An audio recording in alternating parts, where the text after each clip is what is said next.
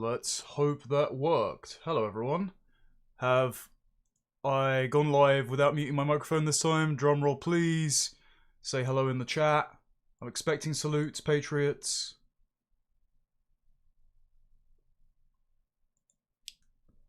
I am likely slightly delayed from all of you lot. Hello, everyone is saying hello. Wonderful. How are you all? Evening. It's been a while because I've been busy in the evenings preparing some things. It's been quite the eventful month, hasn't it, gents? How am I?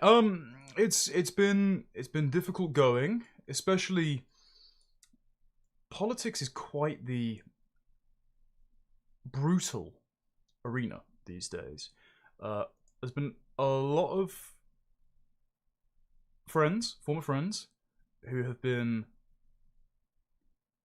needlessly dishonest and vitriolic. I've never returned in kind, because despite my bitchy sense of humour and my infamously teenage girl music taste, I try to be as gentlemanly as I can, and hopefully that shone through in the debate that we're about to watch. But, speaking of an interesting month, yes, we did do a rerun of my debate with Katharine Birbalsingh. This time, there was no Michael Gove. And I'm not a neutral arbiter in this, and you guys in chat can keep me honest about how well I did. By the way, super chats are enabled. There is a text-to-speech function. I will probably pause it as we go through the debate and answer any of them at the end. But if I see them come up in the feed and they're pertinent, then I'll play them as we pause. Anyway, I'm not a neutral arbiter. However, I will say that my first exchange with Katharine was far more cordial than this one. And she did not come into the last one with a series of printed quotes from me or statistics about Scottish schools, because she thought she would really stick it to me by reframing the debate along racial lines.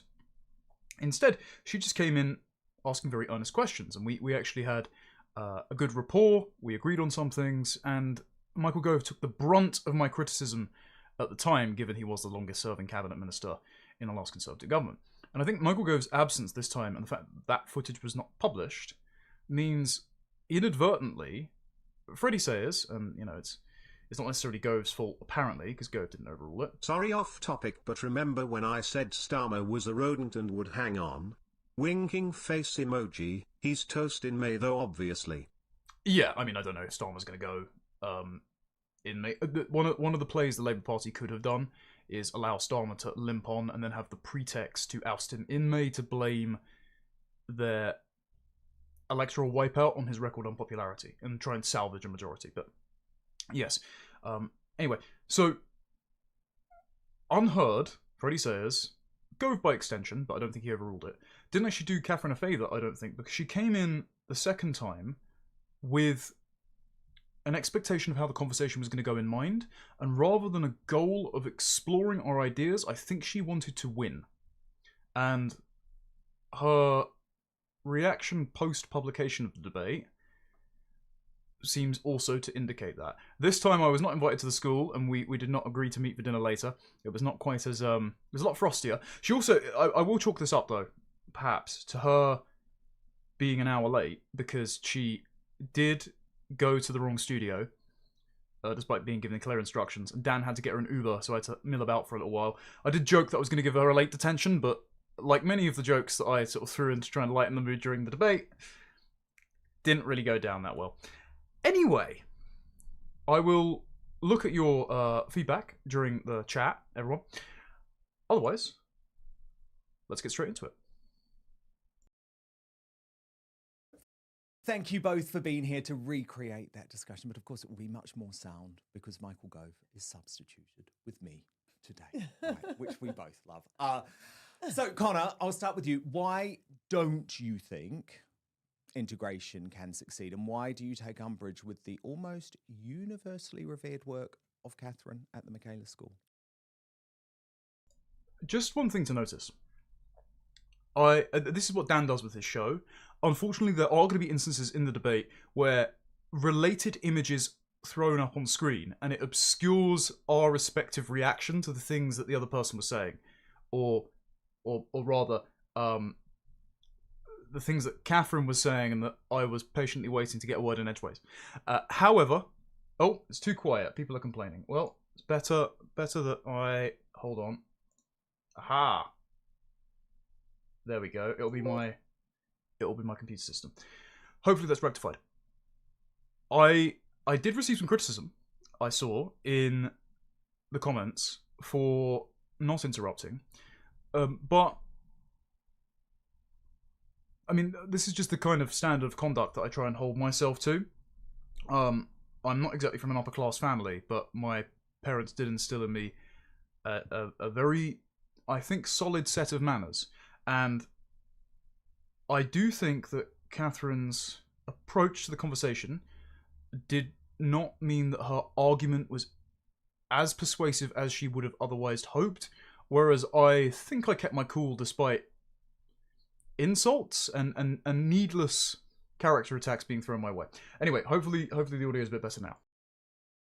Well, thank you very much for hosting us both, Dan. I must say I enjoy it. Is it like deja vu? Again, significantly more sound than the Unheard Studios.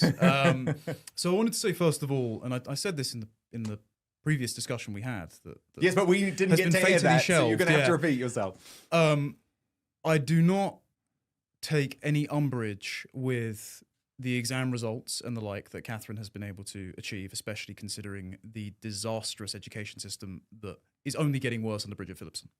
So the debate itself is, or discussion or disagreement, is not necessarily about a philosophy of the education system. My contentions were threefold, and I think it's taken on a renewed importance since we had our first discussion, because not only, as Kemi Badenoch said at ARC, that Katherine's work is her model for the muscular liberalism she would like to see become the driving philosophy of her Conservative Party, but because Suella Braverman, who, as she mentioned in her speech as Reform's new education spokesperson, said the Michaela School is her model for what she would like to see throughout education. Important to note there, and I will be pausing intermittently to add colour commentary. I'm just going to bring this up. So, since we recorded this debate about 2 weekends ago, Kemi Badenoch gave a speech, and this is going to be in a video that... Oh, blimey. How's it done this? 1 second. Boomer absolutely boomered it. How's that? There we go. Different tab. So Kemi Badenoch gave a speech at Policy Exchange about integration.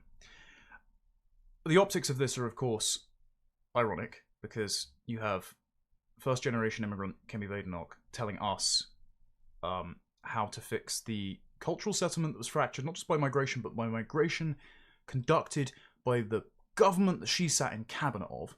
Anyway, but this debate takes on a renewed importance, because when Badenoch gave this speech about integration, around the same time that the government has now released its, I think it's a week before, released its like social cohesion strategy that's going to, and I'm going through this on a video that's going to release next week. I'm away in Hungary in the next week with Josh Firm, actually, so it's going to be good fun. But I go through all this all. The UK government is about to use the Online Safety Act to censor right-wing YouTubers to ensure integration. So it's a very realistic possibility that myself or the Lotus Eaters or any of your favourite content creators get demonetized, get shadow banned, possibly even banned at the request of the government by them putting pressure on Silicon Valley tech companies using the Online Safety Act. Nevertheless, Kemi Badenoch is meant to be obviously the opposition, but isn't. In her social cohesion strategy, if we scroll down, her plan is to instruct, her plan is to instruct Robert Toombs, the same Robert Toombs, of course, who said that we should clone Katharine Birbalsingh because if you look at girls in the Michaela School wearing Muslim headscarves, reciting Kipling and singing God Save the King, it makes you realise you can learn to be English if you're encouraged and required to do it. So, you know, my identity is a curriculum, apparently. Kemi Badenoch's solution, as she said at ARC last year, is to replicate the Michaela School across the country. She is going to encourage Robert Toombs to create a patriotic curriculum that encourages everyone to integrate into a civic identity. Suella Braverman mentioned the Michaela School when she accepted Reform UK's Shadow Education Secretary position. And Keir Starmer is turning into Hobbes's Leviathan, trying to force every fractured and competing minority group to play nice by censoring the far right and giving more money to mosques. Every single political party, other than Restore Britain, is intent on building a national Michaela School. And I'm sorry, I'm just not living in it. We must step outside the framing of, as we'll see come up in this debate, well, mass migration has happened, and we can't reverse it, so we just have to work out how to adapt to it and deal with it. And I'm sorry, we don't have to adapt to it. We never asked for it. We voted against it, and it should be reversed. I'm not going to live in the Michaela School. Not going to happen. Anyway. Oh, close that one down. Smooth. Boom it. And so it's pertinent, per that quote that you read out at the start, that political parties across Britain are looking to the Michaela School as a model not just for education, but hopefully for their education, assimilation and cultural cohesion strategy. And so my concerns were threefold. First, that the version of British identity that is put forward as being practiced desirably at Katharine's school is indistinguishable from liberal pluralism, which allows other identities and other faiths to proliferate underneath it like an umbrella. Simple fact. If you allow other religions to have space in your institution, then you are liberal pluralist by nature. I had this argument actually with Gwaine Towler of Reform UK, where he was saying that Reform is not a liberal institution because he is encouraging all religions to be a part of England by developing Anglican versions of their faith, which means that it has no bearing on public conduct and it's just a purely private endeavour. And it's like, Gwaine, you do realise that is liberalism. That is cleaving to a public-private distinction that all of the other religions do not abide by. It's on fundamentally Protestant suppositions, and it's just, again, it's not going to work. It's a really stupid idea. I don't think Katharine actually grasped that's what I was talking about, or if she did, she was sort of doing the millennial woes tweet of where discourse is impossible because it was an exercise in someone pretending not to understand what I was saying for 40 minutes. The second thing I said was, I am not confident it's going to work. For the precise reason, as Robert Toome said, if girls are reading Kipling and singing God Save the King, but they're still doing it in Muslim garb, that means that they have inherited a comprehensive worldview, Islam, from their parents, but you can substitute it in with plenty of other religions as well. And they may well be participating in the culture that I have inherited as an Englishman, but we don't know in which way they're going to do it, and we don't know if that is going to have a stronger hold on the way they see the world than their inherited culture, their inherited faith, their inherited family dynamics. And the final concern I had was, if it does work, then it generates a brand new governing class with an excellent education as provided by Katharine. That means that you then have a new generation of politicians of immigrant heritage who will then govern over an increasingly fractured society where we are approaching a state of being a minority. And we've already had that in Rishi Sunak and Priti Patel and Kemi Badenoch. And all of these people, Rishi Sunak included, has been upheld as an immigrant success story. Yet, what did he do when he was in government? He opened the doors to India. I want to point out, by the way, this point was never addressed during the entire debate. And this is crucial. If the Michaela School works, all it does is provide an excellent education, and by excellent education I mean generates excellent exam results that then attunes the sons and daughters of immigrants to take up senior positions in the managerial bureaucracy, which Katharine was defending by saying, well, you haven't even worked for the government, so how would you know? And it's like, okay, yes, what you're saying is I am not a member of the lanyard class. I'm not part of the civil service. I'm not terminally Westminster brained. I'm not in SW1. Totally agree. Very proud to be so. all it does is it creates a new immigrant class to fill those institutions and rule over the natives as they become a minority in their own country. So even if we accept all of the premises that Katharine lays out, that her school is excellent, that it allows the sons and daughters of immigrants to approximate being British, and it produces excellent exam results, then it does nothing to stop us becoming a minority in our own country, and instead exponentially increases the likelihood that we are ruled by foreigners. And I'm sorry, I just don't want that. Representation matters, as I've been reliably told. And so it shows that there are still these ethnic and cultural and religious loyalties that persist despite a good education, despite going through all of Britain's institutions and assimilating. So ultimately, I'm quite pessimistic. Katherine, why is he wrong?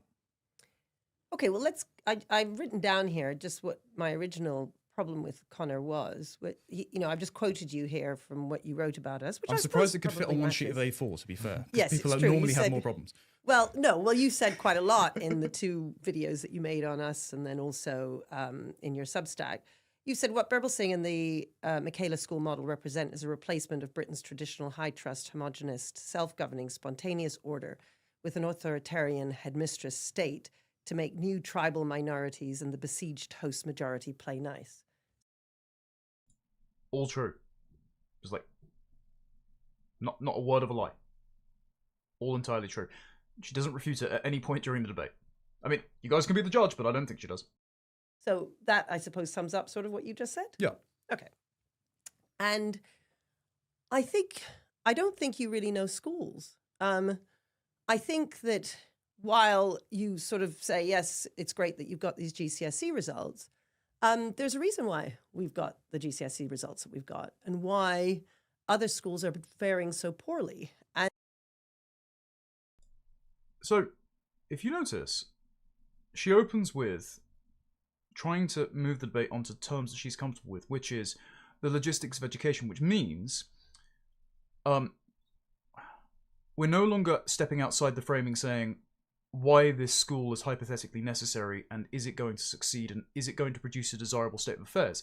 Instead, what she's arguing is, given we already agree that all of these people are going to stay here, and given we already agree that mass immigration and multiculturalism has problems, who is doing the best job in trying to adapt to it? And she is saying that she is doing the best job. And so she is trying to set the criteria of success as, am I educating the sons and daughters of immigrants well, rather than, will this keep Britain Britain?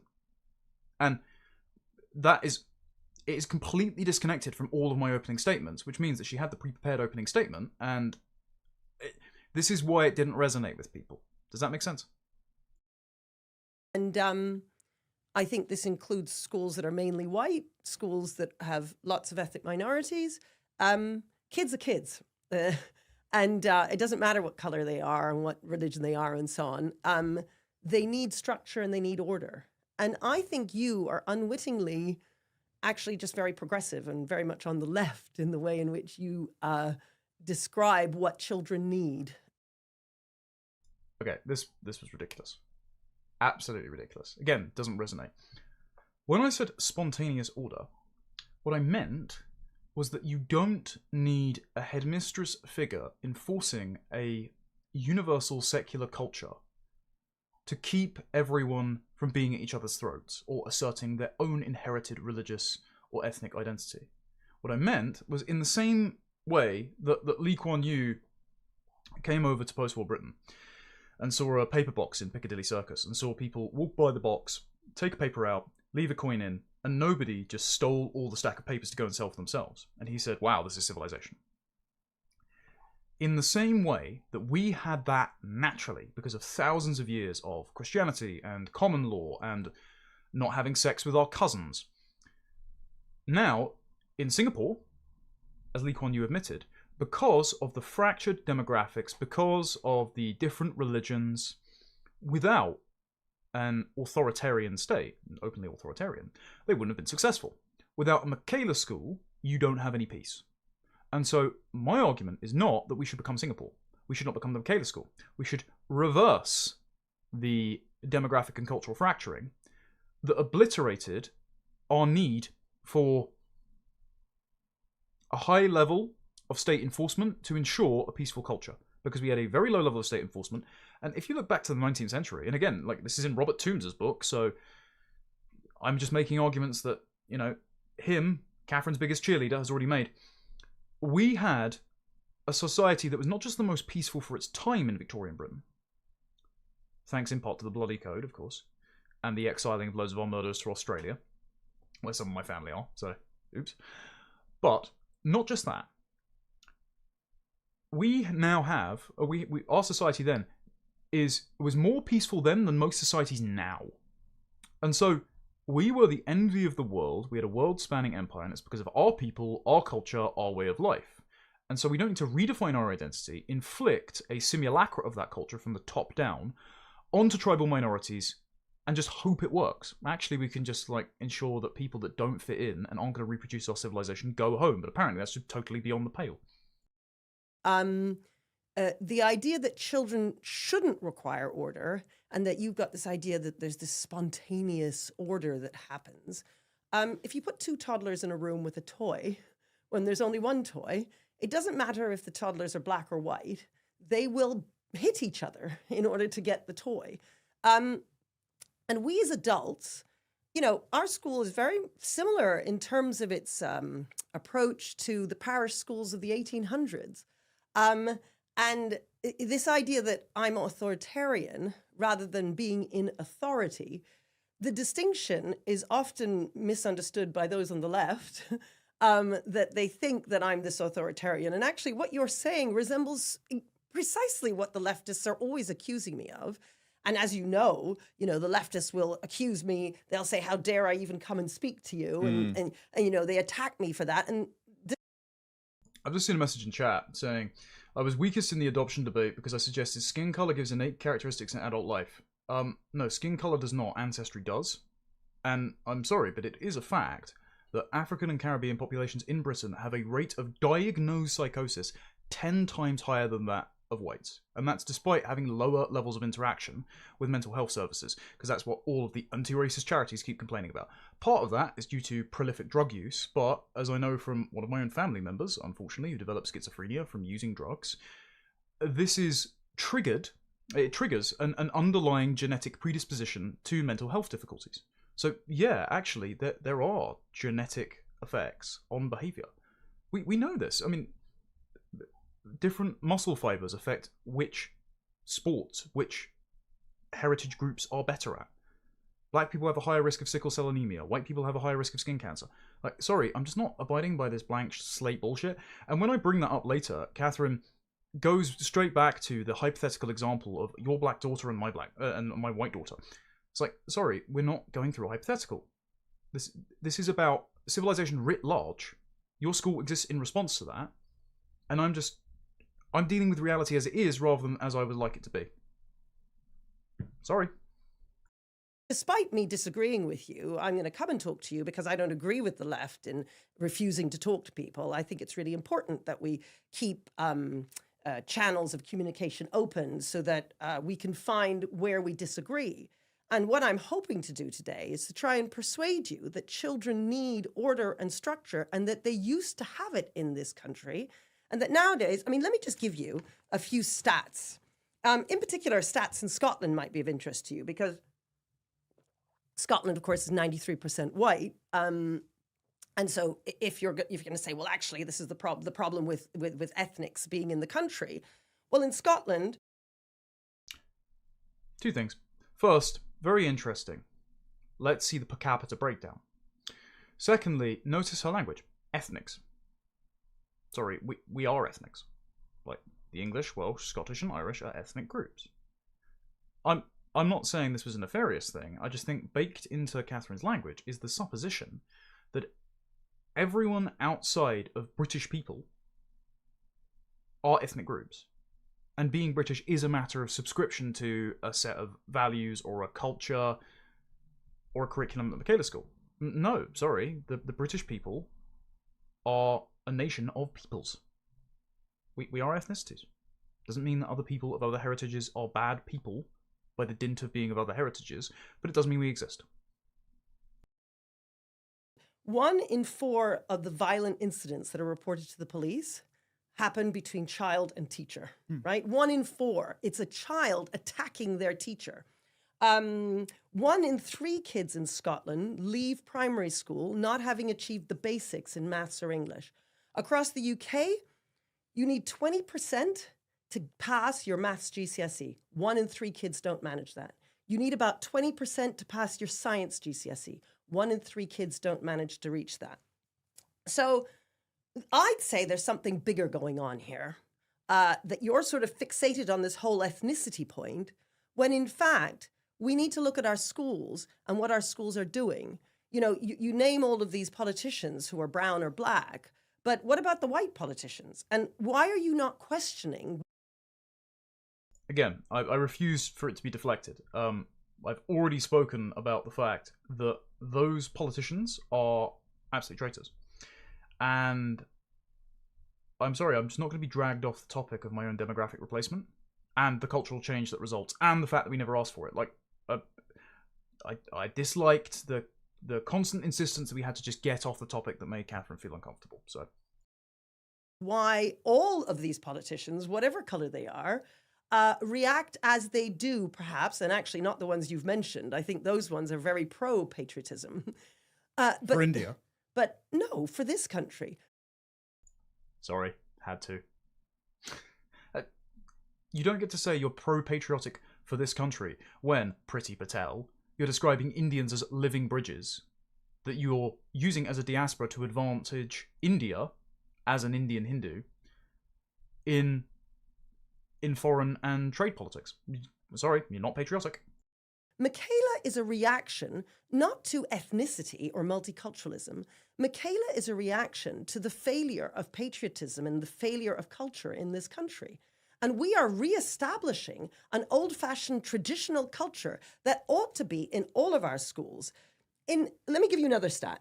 In 2008, 75% of teachers said that they have a duty to teach children that we should be ashamed of this country. That's 75% of teachers in 2008. In 2004, 80% of children felt that young people felt that they could be proud of the country. 20 years later, in 2024, that number has been reduced to 40%. So we went from 80% to 40%. That's no wonder when 3/4 of the teaching population is trying to teach the children to be ashamed of their country. Those teachers are not brown and black. Those teachers are white. So what you should be asking yourself is, what is going on in our schools? Why is the country in such a position where it sort of hates itself? Because that's really important when it comes to cohesion and everyone being able to get on with each other. Again, it's only important if you accept the premise that if we master social cohesion, everyone can get on with each other. Because the question that I think I failed to ask, and therefore never got an answer on, is, okay, what about for people who don't integrate? What then? Do they just stay here forever? And if you're not comfortable removing them, then what the fuck is the point of the Michaela School? Because if there are no consequences to not integrating, if you can't give people who don't fit in the state equivalent of a detention, what's the point? I'd also just like to highlight this, I've just seen this super chat come in. I think this is actually important and relevant. I hope it's sincere. Islam is an ideology, not a religion. Pass it on. Well, not that one.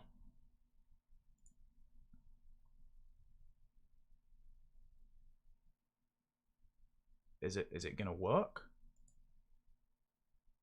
Kids are kids is appealing to the whole liberal blank slate idea. This system is so slow. I don't know why it's so slow.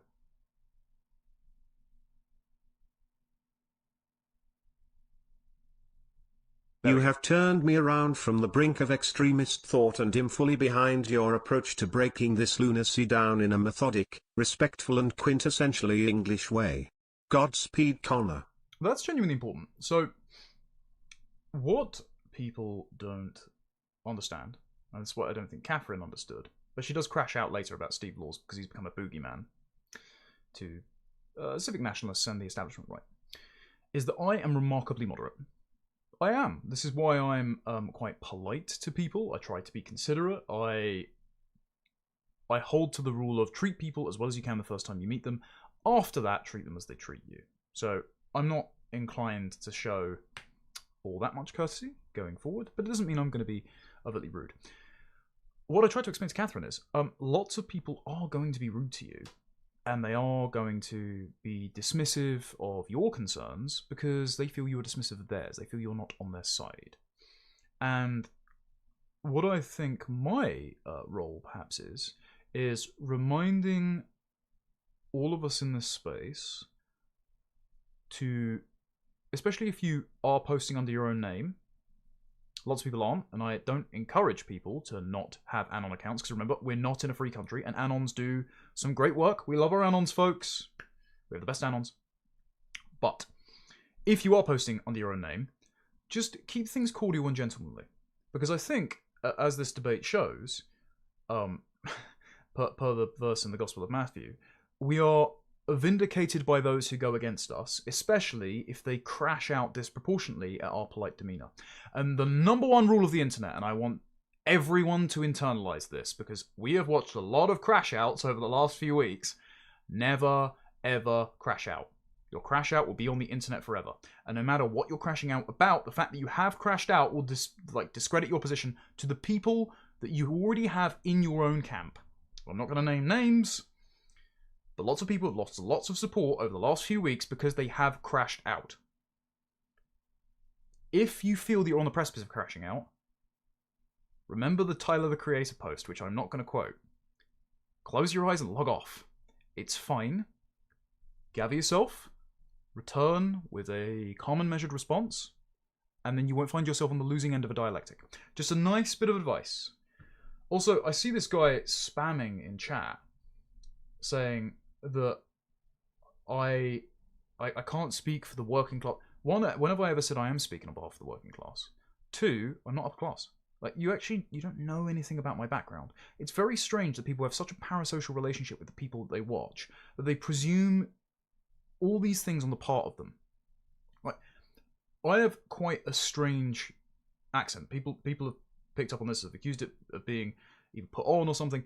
A lot of it is because I spent a lot of time quiet reading as a kid, and also I was a drama student, so of course I've enunciated. But if you met my family, they don't speak like me at all. I occasionally pick up inflections of East London when I speak to my granddad, according to my wife. But like my dad's a plumber and my mum's a teacher, and I used to work with my granddad on building sites. So I don't have pretenses of being upper class. I also don't try and speak for a whole class group. So very strange projections here. How about you just deal with the substance of my arguments and again, stop crashing out. And I just don't think you look at these points and consider them, really. Well, you haven't read my other work. Or, for example, I gave a speech at the Family Education Trust after you, but you weren't there. And I did actually cover those sorts of points. So I don't disagree. The reason I think it's farcical to say I am on the left is because I do not buy into the anthropology that liberalism shares with the same Marxists that have populated teaching unions and are out there marching. I don't mean the liberals. I mean the leftist identitarians. That's who you they're have the lots in same. common with. They're the same group. No, they're not. No, hang on, because the fundamental premise of liberals and Marxists is that they all start from the original position of we are all the same. That there is one governing philosophy, one way of life, which is suitable for all human beings. And so if we just level all differences between all human beings and deny all differences between all human beings, then we'll all live in John Lennon's Imagine. Now, I didn't accuse Katherine of doing this, but this is Katherine's philosophy. Just instead of liberalism, she calls it British values or British culture. She just applied a new label to liberalism because she, as she herself says, thinks there is no difference between children of different heritages or religions. And this is one thing, chat. See if you can walk me through this logic. I think it's because they genuinely believe everyone's a blank slate, and therefore religion's just sort of like cosmetic add-ons that amount to nothing more than food and different dress that Piers Morgan loves so much he's willing to put up with all the rapes. Ethnicity and race are immutable characteristics, though they believe that ethnicity is a matter of self-ID. And then some of them believe gender is a matter of self-ID, but Katherine doesn't, okay? whatever. But ethnicity and race are immutable characteristics. Religion is an option. Religion is a set of values. In fact, religion creates values, because religions are just in many cases, superstitions and tribal customs of the peoples and cultures that come up with them, right? City-states were founded around the worship of shared ancestors that then, as tribes expanded, became shared points of reference for myth and legend, for abstract ideas like thunder or fire or water. That generates the stories from which you extrapolate out the rules to live by. Religion generates values. And so how can you have an overcode of values that incorporates all religions when all those religions don't like each other and they have antithetical values to the set of values, which is sort of like default Protestant? This is Tom Holland makes the case convincingly in Dominion. It's just the chapter on civil rights, MLK and the Beatles is shit.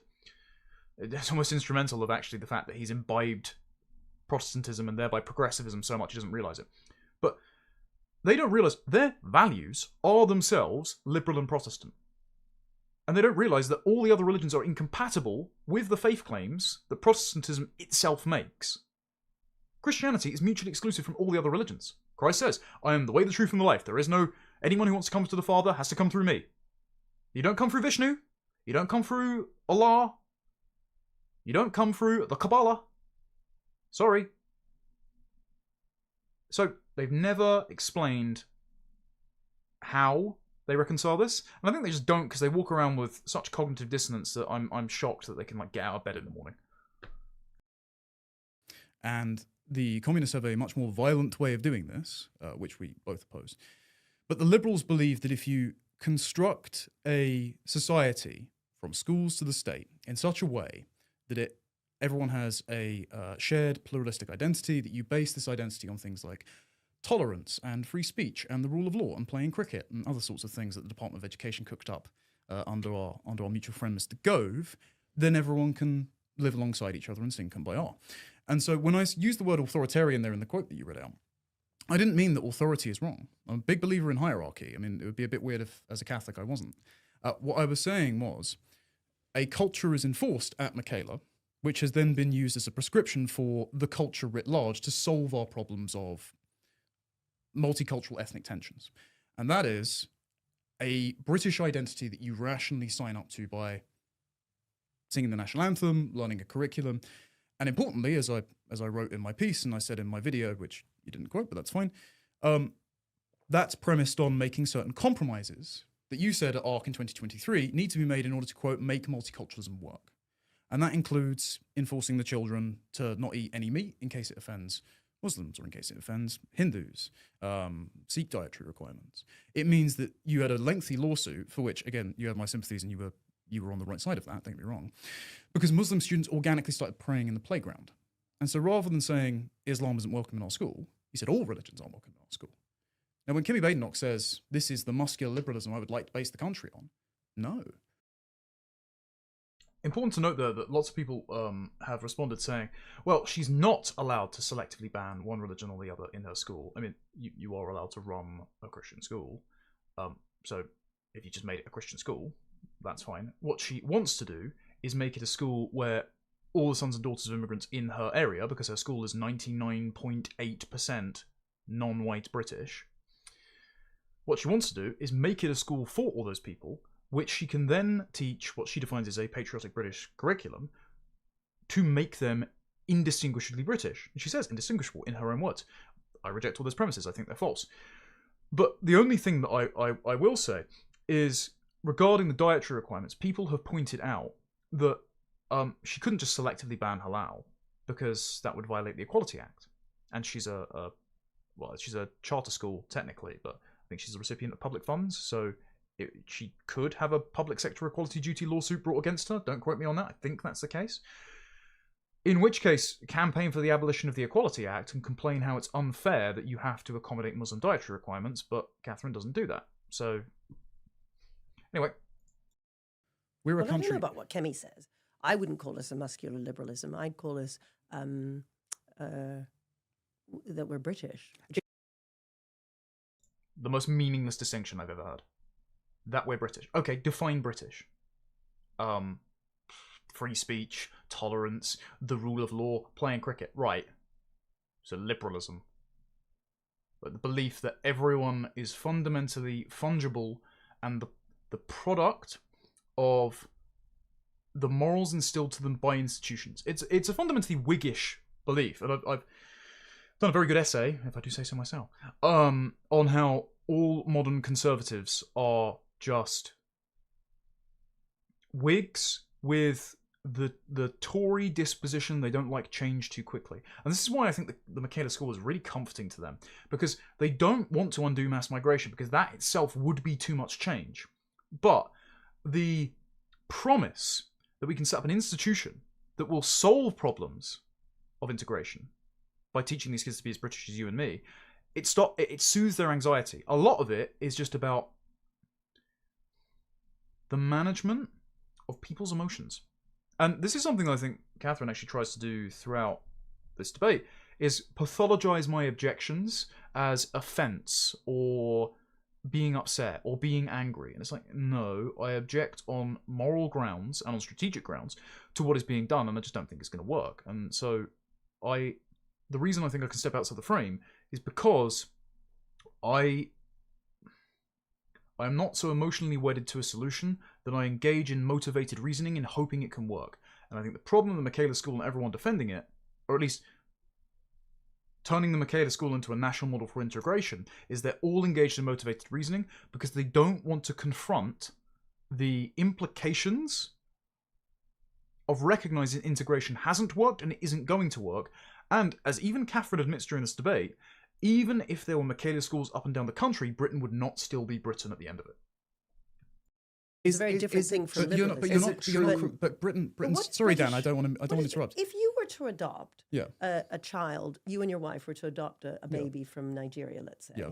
and you were to bring up the baby in your household and send your child to a school that was patriotic and did teach all the sorts of things that we do at Michaela, and you and your wife were to be the way you are with your child, and talk about the history of the country, the culture of the country. You would eat, I don't know, breakfast with baked beans, and you would watch Mr. Bean, and you would read Wordsworth and Shakespeare, and you would go for drives in the rolling hills, and there would be a love for England in your household. Are you telling me that child would not be brought up as a British child? Is that what you're saying? No, they would be brought up as a British child, and they would not be British. But is that what you're saying? They would possess a British passport. They would be administratively British, but that does not mean that they are indistinguishable from people who have English, Scottish, Welsh, and Irish heritage, which is what Robert Toombs had said. Important to note here as well. Someone's saying I look tired both in the interview and here. Yeah, I do. I need a break. It's been a rough 6 months. I've got a work trip coming up, but some of it is slightly going to be relaxing. So forgive me for my absence. I'm knackered. It's been difficult. One of the points that I should have mentioned, and again, it was difficult to string a full sentence together. Even if I had adopted a white child from France, they would not be indistinguishable from my own children. Even if I adopted an English child, they would not be indistinguishable from my own children, because they do not have my heritage. And therefore, there are going to be, behavioural factors that you just can't account for. So, look at Jonathan Haidt's work, for example. Moral foundations and political positions are largely heritable. And so, even if I were to raise a child in my own household, as she rather reductively said, going for drives in the rolling hills and watching Mr. Bean, and it's like, sorry, I don't think those are actually objects of eyebrow raising and derision. That's my culture. Maybe less so Mr. Bean. I think we can probably find some better cultural artifacts than that. But hey, I'm the guy with a comic shelf behind me, so who am I to talk? Even if I subjected a child to that, they would not be identical from my own child. They would not be indistinguishable from my own child. So, premise is false from the start. And the further out you go from national, ethnic, genetic proximity, in terms of literally your children versus someone else's children, the more differences will proliferate. Doesn't mean that, if I adopted a child from Nigeria, that child would be a bad person. It doesn't mean I wouldn't love them. It doesn't mean I wouldn't raise them with the same standards as my own children, but they wouldn't be indistinguishable. And I'm sorry, blank slate liberal thinking is baked into all of Katharine's suppositions in this debate. And so when I'm saying, well, categorically, there is a difference between a child that I have adopted and a child that is descended from me by dint of a difference in heritage, she just goes, I don't understand. I think you do, actually, because otherwise you wouldn't have presented me with the example of an adopted Nigerian child, because you recognise that Nigerian child is different because they're Nigerian. Otherwise, you wouldn't have given them as an example. So, what's the point in getting retroactively frustrated? So hang on. Using your school as... Hang on, no. That child, don't interrupt. because that child is black, would not be just... No, it's because that child is Nigerian. It's not because they're black. But it's That's your not the same child. thing. You've brought up that child. Yes, but that doesn't mean they suddenly become English. Well, That's okay, just- so what is it that would be so different about that child? Let's say you Because have they- a biological child and then Yes. you have another child and Yes. you bring up both of them. Because one has my heritage. And that makes what difference in terms of Because the way one in is- which the child behaves? It doesn't make a difference in how they're treated. Allow me to explain. Just because you have a different heritage doesn't mean that we should treat one another with more or less moral consideration. Just like I'm not impolite to you, never have been, on or off camera. No, right? I'm saying how they behave. How would they be any different? Oh, one is more likely to have a frame of reference for the heroes that they are being taught to revere than another, because the other one, by dint of having different heritage, has an additional obstacle to overcome to consider themselves a part of our national family or even my own family. It's your Then- child. Yes. So I don't understand. Okay. But the other point that I was making was that when Robert Toombs used your school as an example of how to overcome the barriers to integration, he said you can learn to be English if you are required to do it, and indeed if you're encouraged to do it. Now, first of all, your school does not have Christianity as an aspect of it, which Britain does, right? Always has. We wouldn't be in England without Christianity. It was named by the Venerable Bede. So to say that your school is British, well, that misses a fundamental aspect of the culture. But also, no, you cannot become English, no more than a man who puts on a dress can become a woman. This is the sticking point that they cannot answer. I was going to do a live stream on this week. I just didn't have the time, so I'll have to do it when I get back. About Shabana Mahmood's comment saying that she is English. She had the temerity to quote the exact Orwell passage that I had in my video about her when she said, I have the patriotism of Orwell. And I said, well, by Shabana's standards, Orwell would be an ethno-nationalist because he says, the same way a civilization can recognize itself 100 years apart is the same way you can look at a picture of yourself age 5 and recognize you're the same person, even though you look different. It's because you're the same person. The country is populated by the same people. Therefore, Orwell would not recognize modern Britain as being the same Britain that he lived and died in. Especially, he would not recognize Shabana Mahmood as being British because she is not a British person. She has no British ancestry. She's a Pakistani woman, and he would have thought that her occupation of the Home Office is a consequence of us having lost a war. Anyway, I was going to do a stream and all that, and the killer response that I gave to Paul Embry on this question, who is engaging in just like delusional liberal myth-making, saying like Frank Bruno and Shabana Mahmood are English, and Idris Elba. And it's like, okay, they all have completely different genetic lineages. None of them have any English ancestry, so you cannot answer the question how these people, if they are as English as me, came to have zero ancestry in common with me. But also, I rejoined with, if it comes down to just approximating English identity and English culture and self-identifying as English, then why do you not consider India Willoughby a woman? Is it just that trans women are women so long as they shave and put on a dress? If not, then why can you be trans-ethnic? We're going to get to the point. I saw this good tweet the other day where we're going to get like cis English and trans English as a designator. And that's, I guarantee that's going to be proposed by someone on the right who is seeking to engage in appeasing this politically correct fiction because they don't want to be called mean names. Sorry, we shouldn't be lying. I don't care how it makes people feel. As Ben Shapiro once said, and I'm not one to quote Ben Shapiro, not a fan of me, facts do not care about your feelings. And the fact is, the English people exist, and it doesn't mean you're a bad person just because you're not English, but Shabana Mahmood is not English. Most of the students at Katharine Birbalsingh's school are not English. And you cannot learn to be English any more than you can stick on a pair of thigh highs and call yourself a femboy and go into the women's toilets.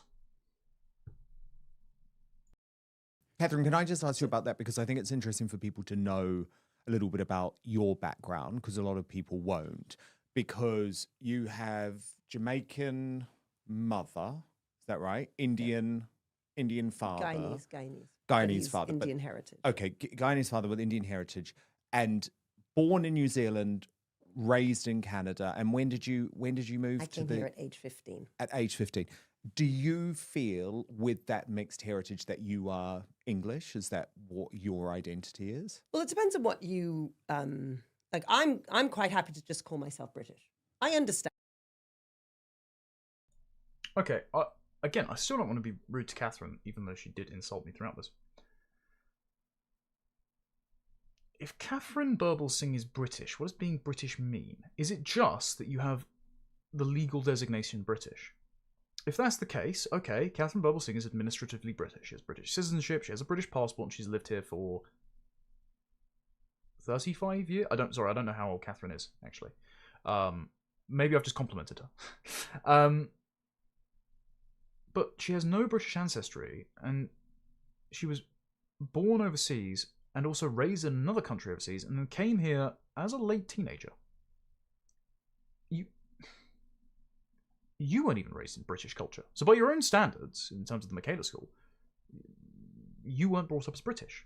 Therefore, you're not indistinguishable from me as a British person.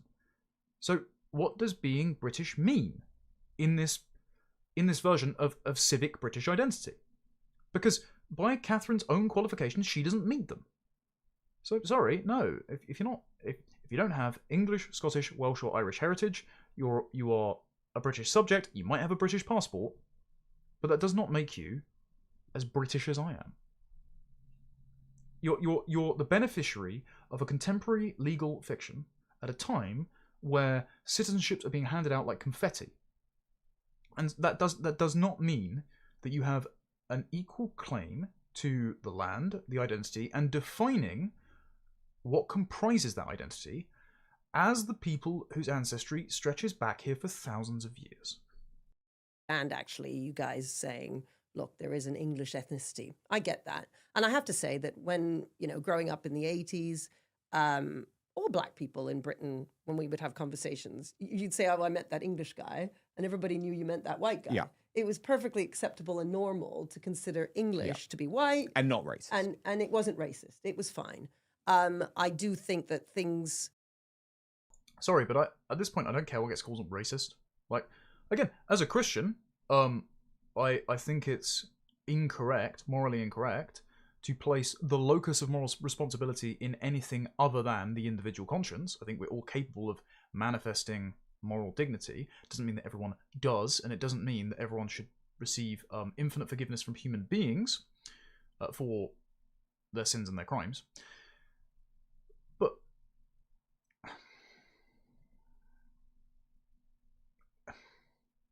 the idea that it's just incidental. I mean, it does matter a hell of a lot more to imported cultures, particularly non-Christian cultures. I'm just gonna rewind because I want to unpack what she said there for a second. Everybody knew you meant that white guy. Yeah. It was perfectly acceptable and normal to consider English to be white. And not racist. And it wasn't racist. If racism means stating facts, then what is the point of the term racism? Because it is morally loaded.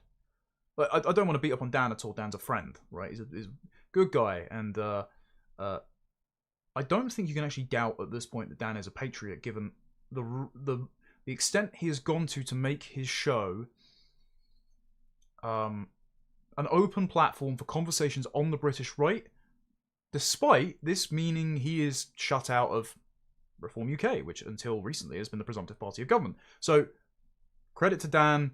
I saw Zoomer historian call him a gatriot, and he found that funny. So go tell Dan he's a patriot when you get the chance. But we shouldn't be seeking reassurance that saying that English people are, by and large, white is not racist. I don't care if you think it's racist. It's a fact. I don't care. Like, most English people are white. Some people with English heritage, like Calvin Robinson or Ben Habib or I don't know, Jessica Ennis Hill, are slightly more tan. Okay. Some people have 4 fingers. That doesn't mean human beings don't have 10 fingers. Well, I suppose they have 4 fingers and a thumb. You get my point, right? Some people lose a leg. We still say human beings have 2 arms and 2 legs. We are speaking in broad generalities here, and we do not need to constantly trip ourselves up, concerning ourselves with offending people that are going to be perpetually offended by stating facts about our own existence. I don't care if you call it racist. Most English people are white, okay? Just like most Nigerians are black, and most Frenchmen are insufferable. It was fine. I do think that because things have got very heated these days in the country with regard to the race issue, and I do think that has to do with mass migration and the numbers, and I think that when demographic change is so is large and also so fast, that is a problem for any country. So I understand that, and I think that unfortunately, because that happens, we then have created this situation where actually I think race relations have got much worse in this country than they were. Now this is true, but as I raise later,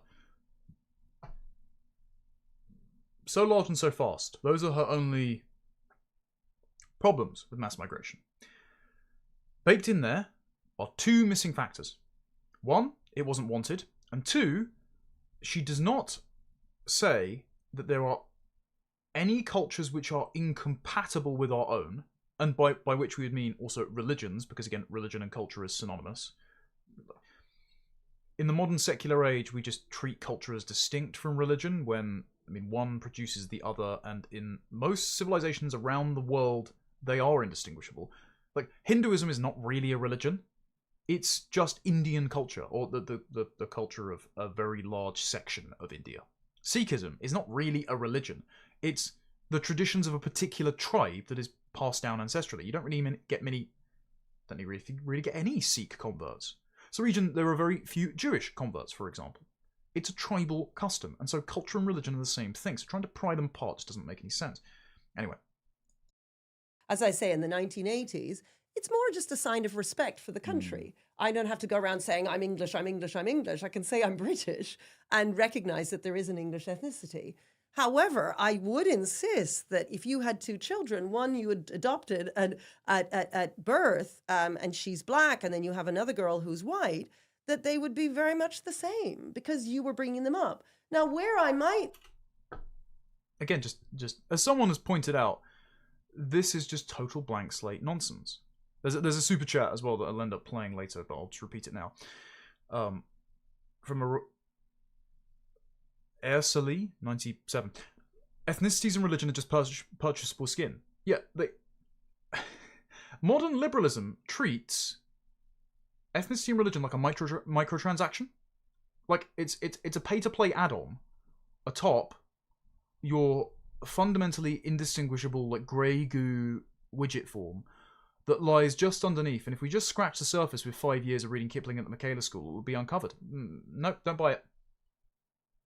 Understand what you're saying is, yes, but if parents have come from somewhere else, then they're not able to bring the child up in the same sort of way. And so that I can understand. There would be a difference. But you bringing up a child, I have to say, I don't believe skin color or ethnicity carries culture. I think culture is created in the environment in which you are brought up in. By who? By everybody. So it is simply so that's not the case. nature, not nurture argument.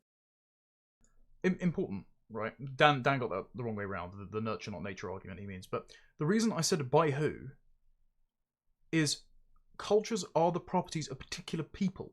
And she says by everybody, which means nobody in particular. I'm sorry, like, our culture is not generated in Mozambique. It is not generated in Mogadishu. It is not generated in Papua New Guinea. There are no Englishmen to be found in Burundi, unless they have picked the wrong package holiday. Culture does not randomly generate individuals of other civilizations in different places. They are not accidents of birth. And so cultures are the properties of particular ethnic groups, because ethnic groups are families of families. And culture is transmitted down the familial chain.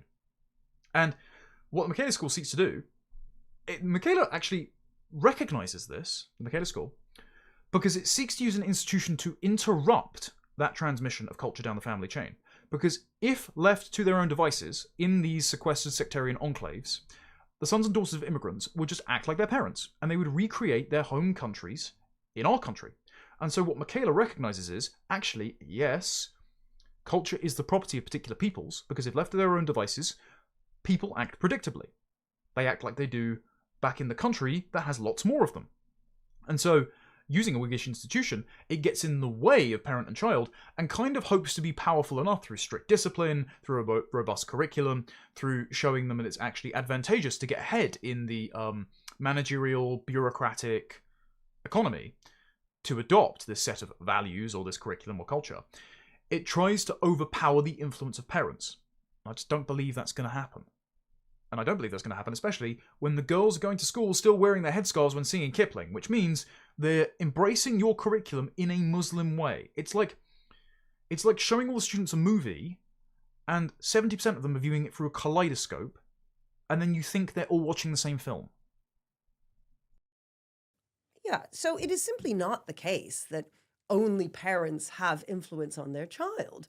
It is that your teachers have influence on you, your environment, your peers, the media, all of this has influence on your child. And in the Michaela School, do you see any differences between children who are ethnically English and those who aren't? No, I wouldn't. Over my years. That's because there are no ethnic English children at the Michaela School. Sorry, there might be one. It's literally 0.2% of the school cohort. So the reason you don't see any differences are, one, because you've got ideological blinders on, but two, there aren't any. And I don't want that to be the future for my children. But the Michaela School strategy ensures that it will be, even though she recognised that Britain would not be Britain if the majority of the country were not ethnically native. So, rather than rectify that demographic settlement, she is content with proceeding as usual, with the hopes that her school will be copied across the country and it will just sort of work to turn Britain into a cargo cult of what it once was. Sorry, I'm just not bringing up my kids in that country. Of working with children, no, I don't distinguish between children of different races and religions. And you guys know that there are so many white people in England who think very differently to you. In fact, on this point, I should have raised this. There aren't, actually. Eric Kaufman and Matt Goodwin, when he was doing solid work, ran the numbers on this. Liberal progressive opinions are only popular with about 8% of the country total. Now, of course, that's stacked up near the demographic bottom. That's going to be, pause.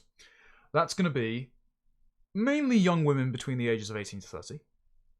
And aggrieved minority groups, right? Ironically, the kinds of kids that go to the Michaela School. So there aren't actually tons and tons of white people that are opposed to this. Not English people, Scottish people, Welsh and Irish. White is incidental here, right? Instead, the vast majority of the population never wanted this to happen, voted against it every opportunity they were given, and has had zero political representation. And then when one party comes on the scene and says, actually, we're just going to represent the British people without pandering to minority groups, it's not the British people and it's not the British people also, it's the British people. And if you happen to be a fellow traveller, you're welcome to support us. Otherwise, there are various flavours and colours of Uniparty on offer instead. They get called Nazis by the apparently right-wing populist party, who's got a Muslim running as the mayor of London. So it's not actually the majority of the country. It is a small cohort of liberal progressives that are paid to go to stand up to racism protests, which of course is part of the National Education Union, so Katharine is right there. But it's also the liberal gatekeepers and institutions like Freddie Sayers who banned our original debate from being released because he doesn't want any honest discourse about immigration because he is an intractable shitlib. It is everyone on our side.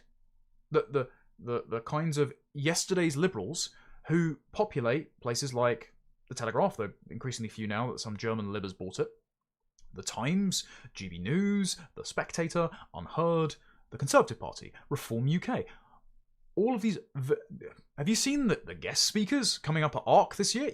You excited, guys, to hear one of the Indian executives of Palantir sit on stage and say how you need to go die in Iran so that Peter Thiel can play Black Ops 2? Get fucked. Seriously, I'm just so tired of it. I'm really tired of it.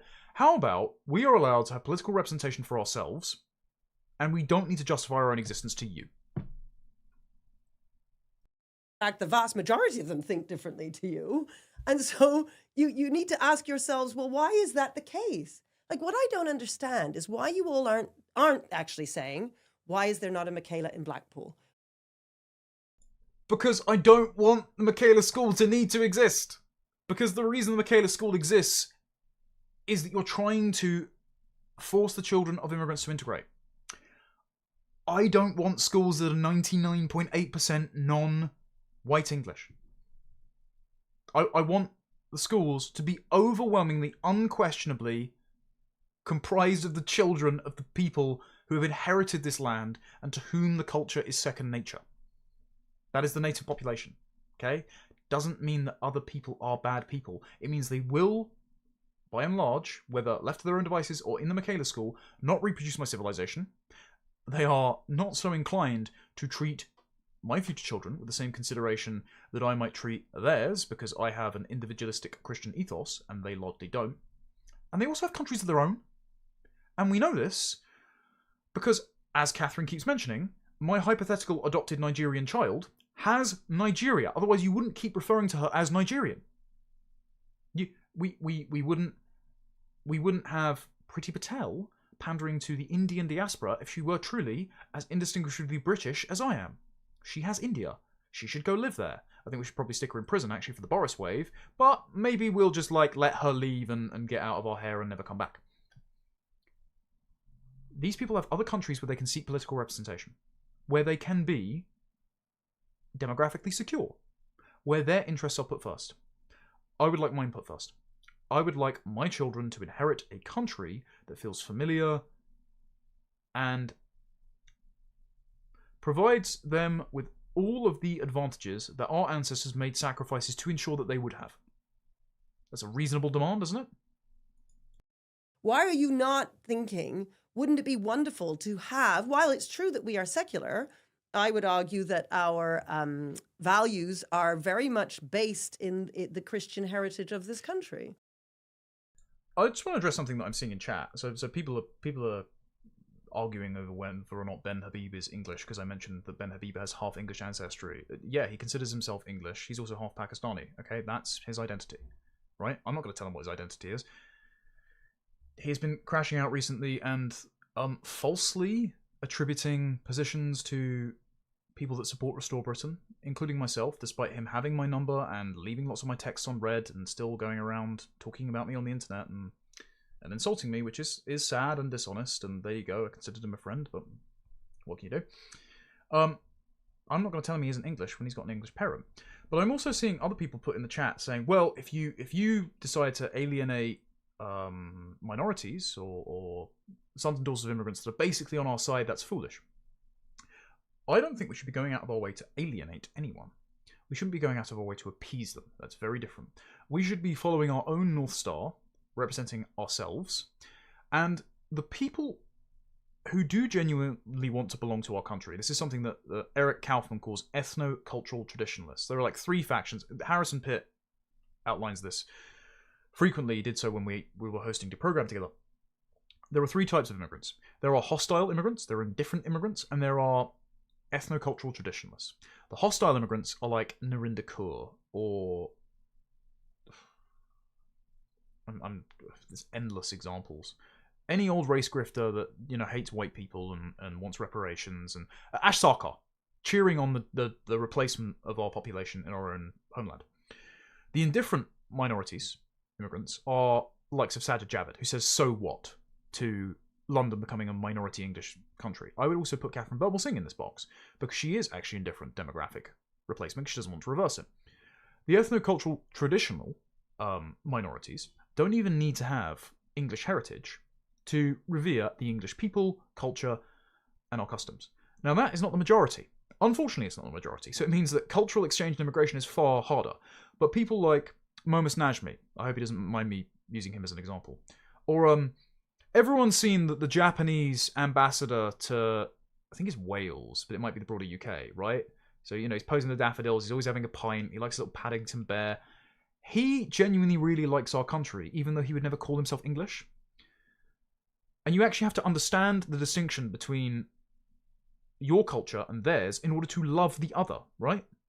That's why I love Japan. I would never presume to call myself Japanese even if I'd lived in Japan for the rest of my life. But I love Japan because it's distinctly Japanese. Japanese people are wonderful. It's a food's fantastic. The history is fascinating.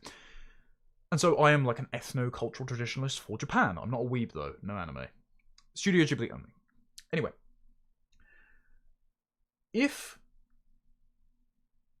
people who are the product of immigration, who live here, are ethno-cultural traditionalists, they do fit in, they've married an English... Like, Maya Tusi's got an English wife, for example, even though, he spends a lot of time on foreign policy. I think it's partially because his dad was imprisoned by the Iranian regime, but also, he's a big fan of Israel. Fine, that's his prerogative, it's just not my focus. Those sorts of people, sure, fine, if you want to join the club. But then you shouldn't be... And I think this has been an effect of people not turning their notifications off and arguing with people on Twitter too much. If minorities then argue with people like Steve Laws, the sort of remigration maximalists, a position that I've said I don't hold, don't think it's necessary, but there you go. If they then, when they argue with Steve Laws types, default to, well, this is my home too, I'm not going anywhere, I'm as British as you, then that's not significantly humble or respectful to the native population. I would say I am more than happy to make common cause with people that go, hey, look, I'm the product of two Pakistani parents. I would never call myself English. Naria Khan, really nice woman actually, and she posted this the other day. Perfect example. I've lived in Britain all my life, but I'm actually ethnically Pakistani. I know all these different languages, but I love the English people. I wouldn't want to live anywhere else. And of course, my ability to live in peace and prosperity alongside you, potentially with an English husband or wife, is conditional on the English continuing to own their own country, and so they must be a demographic majority and their culture must be supreme.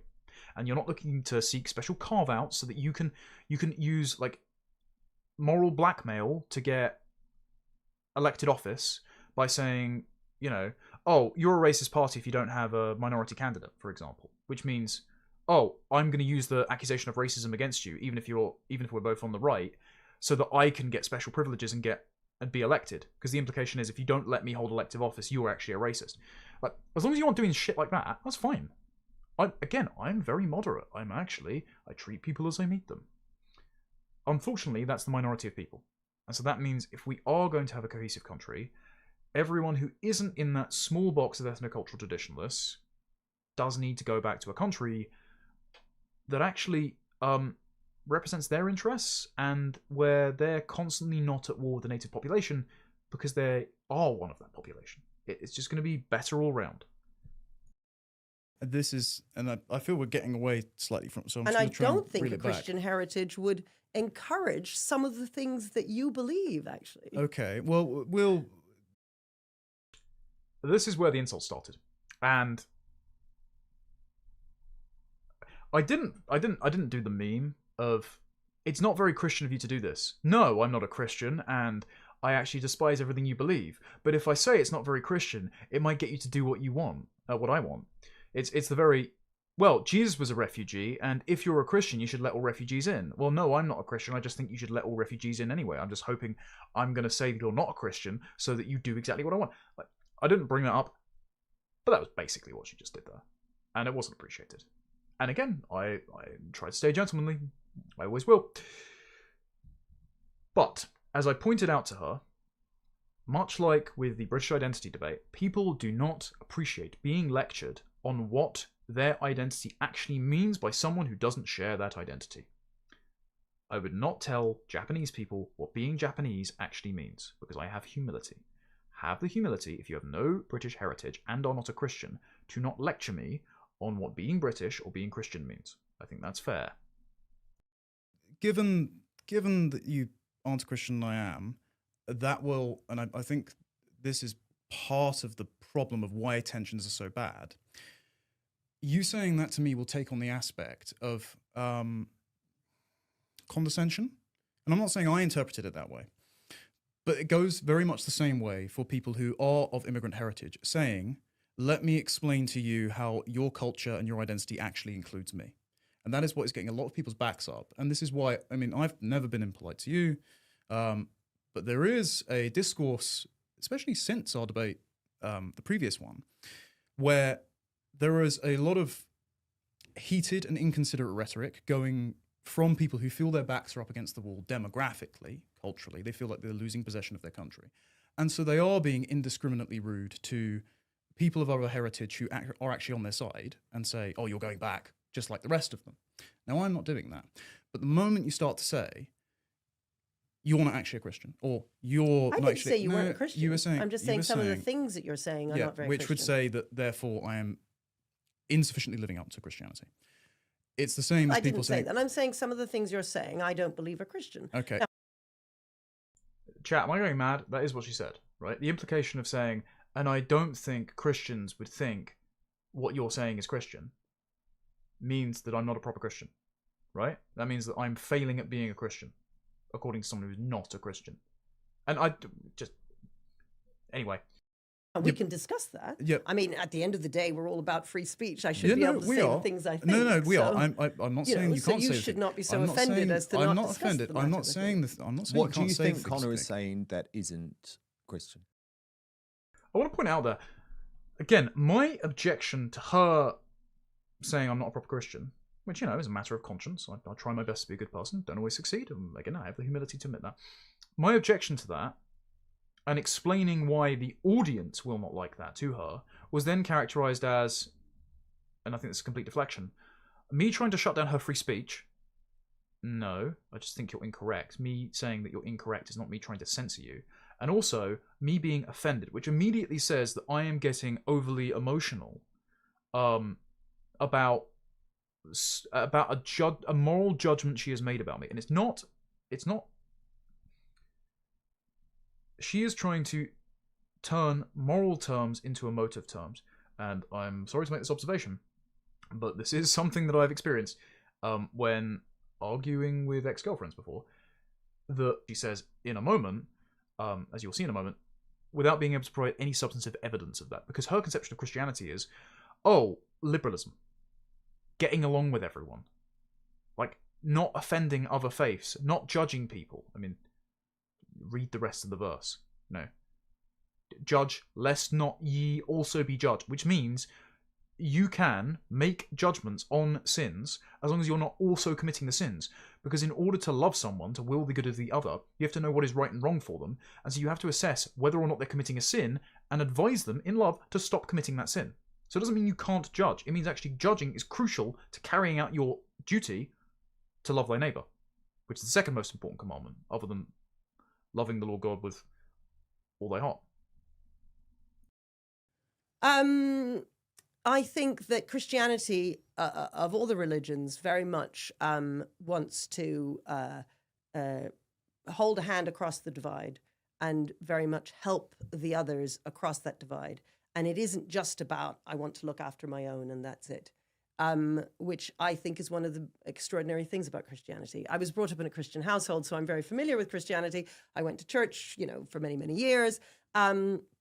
And as I say, the values at Michaela are very much grounded in the heritage of our Christian culture here and resemble the parish schools of the 1800s. If it's grounded in our Christian heritage and not Christian, if the children at the school do not share any of the heritage of those Christians, of those English people, then it's not actually the thing. It's just a cargo cult, right? It's just a simulation of Christian Britain without actually being Christian and without actually being British. So, sorry, but the option of having the authentic thing rather than the beyond British identity, like the bug meat burger identity, that's on the table, and I don't actually have to eat the Beyond Burger. In Britain. But it's still... Sorry, I don't want to. Whereas the spontaneous kind of thing that you talk about this spontaneous order, is the kind of thing that progressives push. I don't think it's true. Okay. I think that sort of thing needs to be taught. If I can lay this out, because I have found it difficult to finish a sentence, I must say. First of all, no, I wouldn't say your school is particularly Christian when it enforces secularism.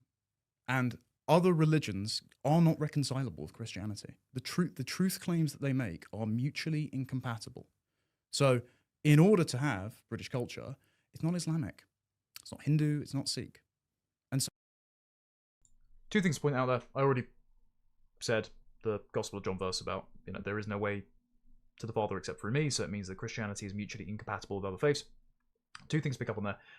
Some people said, oh, you didn't mention Judaism. Yeah, because there's like no Jewish students at the Michaela School, so it wasn't relevant there. But yeah, British culture is not the rabbinical form of Judaism that sprung up in the Middle East and has since become the dominant strain, especially after the denial of the incarnation of Christ. Like, sorry, if you deny the incarnation of Christ, then your religion is not compatible with Christianity.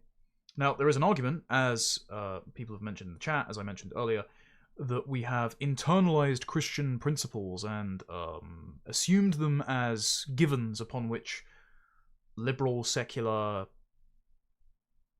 presuppositions rest. This is the Tom Holland argument.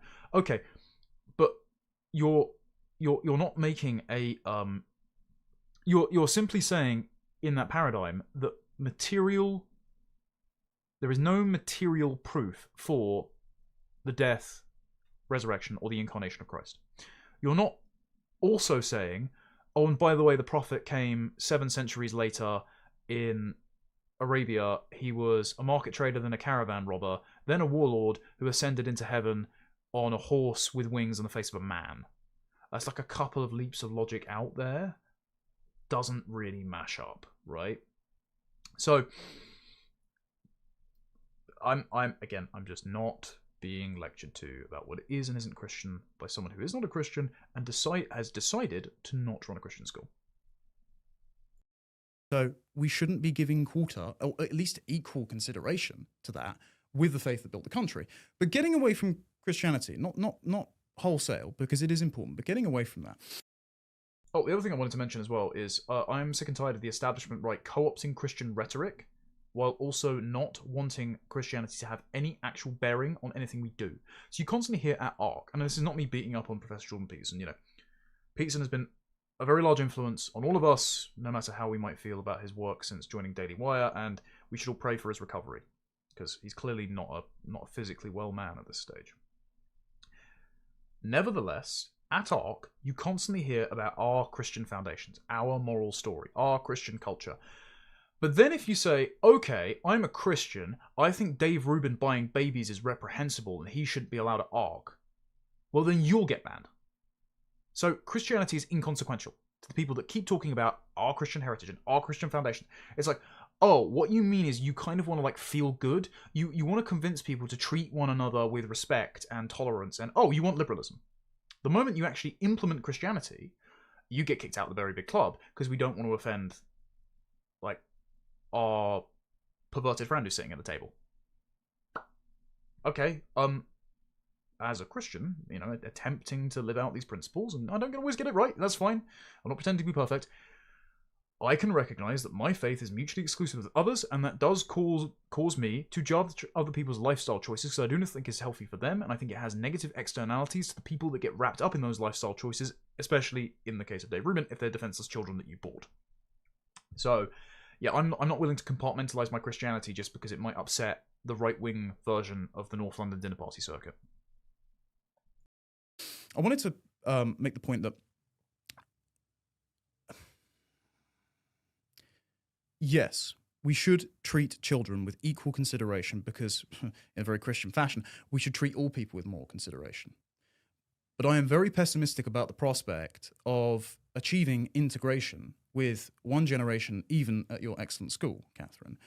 And that is because you have got populations who think individualistically by a matter of lineage and custom and habit versus populations that come from very clannish countries that have cousin marriage rates of upwards of 80%. You also have. I mean, whether or not it can be successful, I don't know. But that's the important thing, and this is why people no, hang on. we have to No, think but about I have to. because No, what is let me your finish. Let me solution? finish 1 minute. Yeah, You're going to okay. put all of us on planes hang and on. send us No, home? no. But people are telling you that. This was one of the most frustrating moments of the debate. It was immediately, I am going to talk straight past your concerns, build a straw man that you want total remigration, because I've once watched a Steve Laws debate, and I'm going to attack him, even though he's not here, so that I don't have to listen to you, because you're suggesting that that the enterprise that I've sunk costs into may not pay its dividends. And even she admitted, whether or not that's going to work, I don't know. Okay, sorry, I'm not willing to bank my civilization on hoping that something that has never happened in all of human history happens, which is an entire population. No, not just that.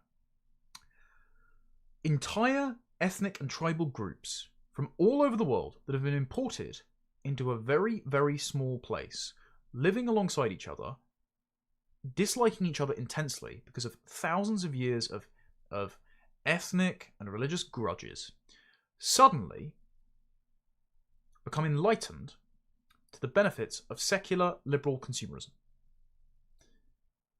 I am not willing to gamble my entire civilization and the civilization I would like to give to my children when I have them on those unfathomable odds. So it does matter, actually, whether or not you're going to succeed, because the Michaela School is being used as the model as to why we don't need to reverse mass migration, because we can just integrate them. Integrating just means they read Kipling, and then they're as British as you and me, even though the headmistress that runs the school concedes that even if her project works, Britain won't stay Britain. It's infuriating. Because you're immediately talking past it. You're not addressing their concerns. Because you're going from, well, they're here now, so there's nothing we can do. So no, that's not what I do. Actually, I've spent my entire life doing something. Actually, No, I built something. I run something. I know you've done something. I actually do something in the country that makes the country a better place. Before she goes and insults me, what I meant by "there's nothing we can do," as in we can't remove anyone, because she does actually hold to that principle. Like she would find the population outflow that would restabilize our demographics and culture unpalatable. And so she does believe that we can't do anything except replicate the Michaela School and integrate people. So I don't think I was incorrect there. I think I was imprecise in my wording, and I did try to correct it, but I wasn't allowed to get a word in edgeways, and then, she throws the following insult at me. Hold on. So, whereas I'm wondering what it is that you do, to be honest. I mean, look, I have lots of respect for you, but... Well, it doesn't feel like it at the moment, actually. But the fact is that we all have to think, how can we contribute to the country in such a way to make it better? I have spent close to 30 years transforming the lives of children and transforming the education system in this country to make it better. Yep. Not just in terms of the way in which we all get on with each other, but also in terms of how you teach and exams and making children into better adults. Now, and I've been really successful at that. And yet you've spent a considerable amount of time attacking me and my school, the one headmistress who is out there fighting for Britain and for patriotism and for British history to be taught properly. You're not fighting for Britain if you're not fighting for the British people. If you conserve a demographic revolution, you destroy a country. It's far easier for a population who has, as Katharine would say, forgotten who it is, than for another population to pretend to be someone else. And as for me not doing anything, later on she does call me a keyboard warrior, which people have noted in chat. Bear in mind, Katharine in the last month has had Constantine Kissin and Andrew Gold visit the school. Now, I know both men, and even though they disagree with me profoundly on various things, they've always been very polite to me. What does Constantine and Andrew do differently to me? I mean, they don't host long-form monologue shows, speaking off the cuff, right? They actually just do interviews. I'm not saying the interviews don't serve a purpose. I'm not saying they aren't intelligent. I'm not saying they aren't informed. But what difference is there between me, Constantine Kissin, and Andrew Gold, other than, I don't know, audience size, or the fact that they're also civic nationalists who are more prospect about integration working, and therefore afforded an invite to the school because they aren't willing to say, I don't think this is going to work out. I think this is just a character attack to dismiss my criticisms and concerns because you draw most fire when you're in for the target. For things like singing God Save the King and reciting Kipling, you denigrate that and sort of say, oh, how ridiculous reading Kipling. But the fact of the matter is that that's not happening anywhere else. And there's a reason why the various politicians who you haven't mentioned, who are actually white, who they think very differently to me. And they are the ones making decisions about the country that you don't like. Yes. And rather than try and think, well, what is going on here? Why are they doing that? I will tell you that that is because of what's going on in our schools and the way in which the country is refuses to sort of stand up for itself. I have already addressed that. Well, Plenty you're of not times addressing elsewhere. it now. Well, and when you talk about me and talk about Michaela, you don't address it at all. Because they're demented communist liberals. And the reason I'm speaking about this is because... But how did they become that way? Yes, because the education is poor. I agree with you. No, you can't just then run roughshod over that. The reason I'm not running roughshod. What I'm saying is, the reason I focused on this example is because this is an internal conversation on, let's say, the right or the patriotic side, as you've said, as to what kind of society do we want to build and how do we want to build it. And the fundamental thing you missed out when you said, demographic change disrupts societies because of scale and because of speed. The one thing you missed out there was permission. Whoever asked for it? Nobody ever asked. No. That might be true, but the fact hold is, on. What? Look, you're talking as if it's 1900 and you're this grand master of the universe. This is what you'd like things to be.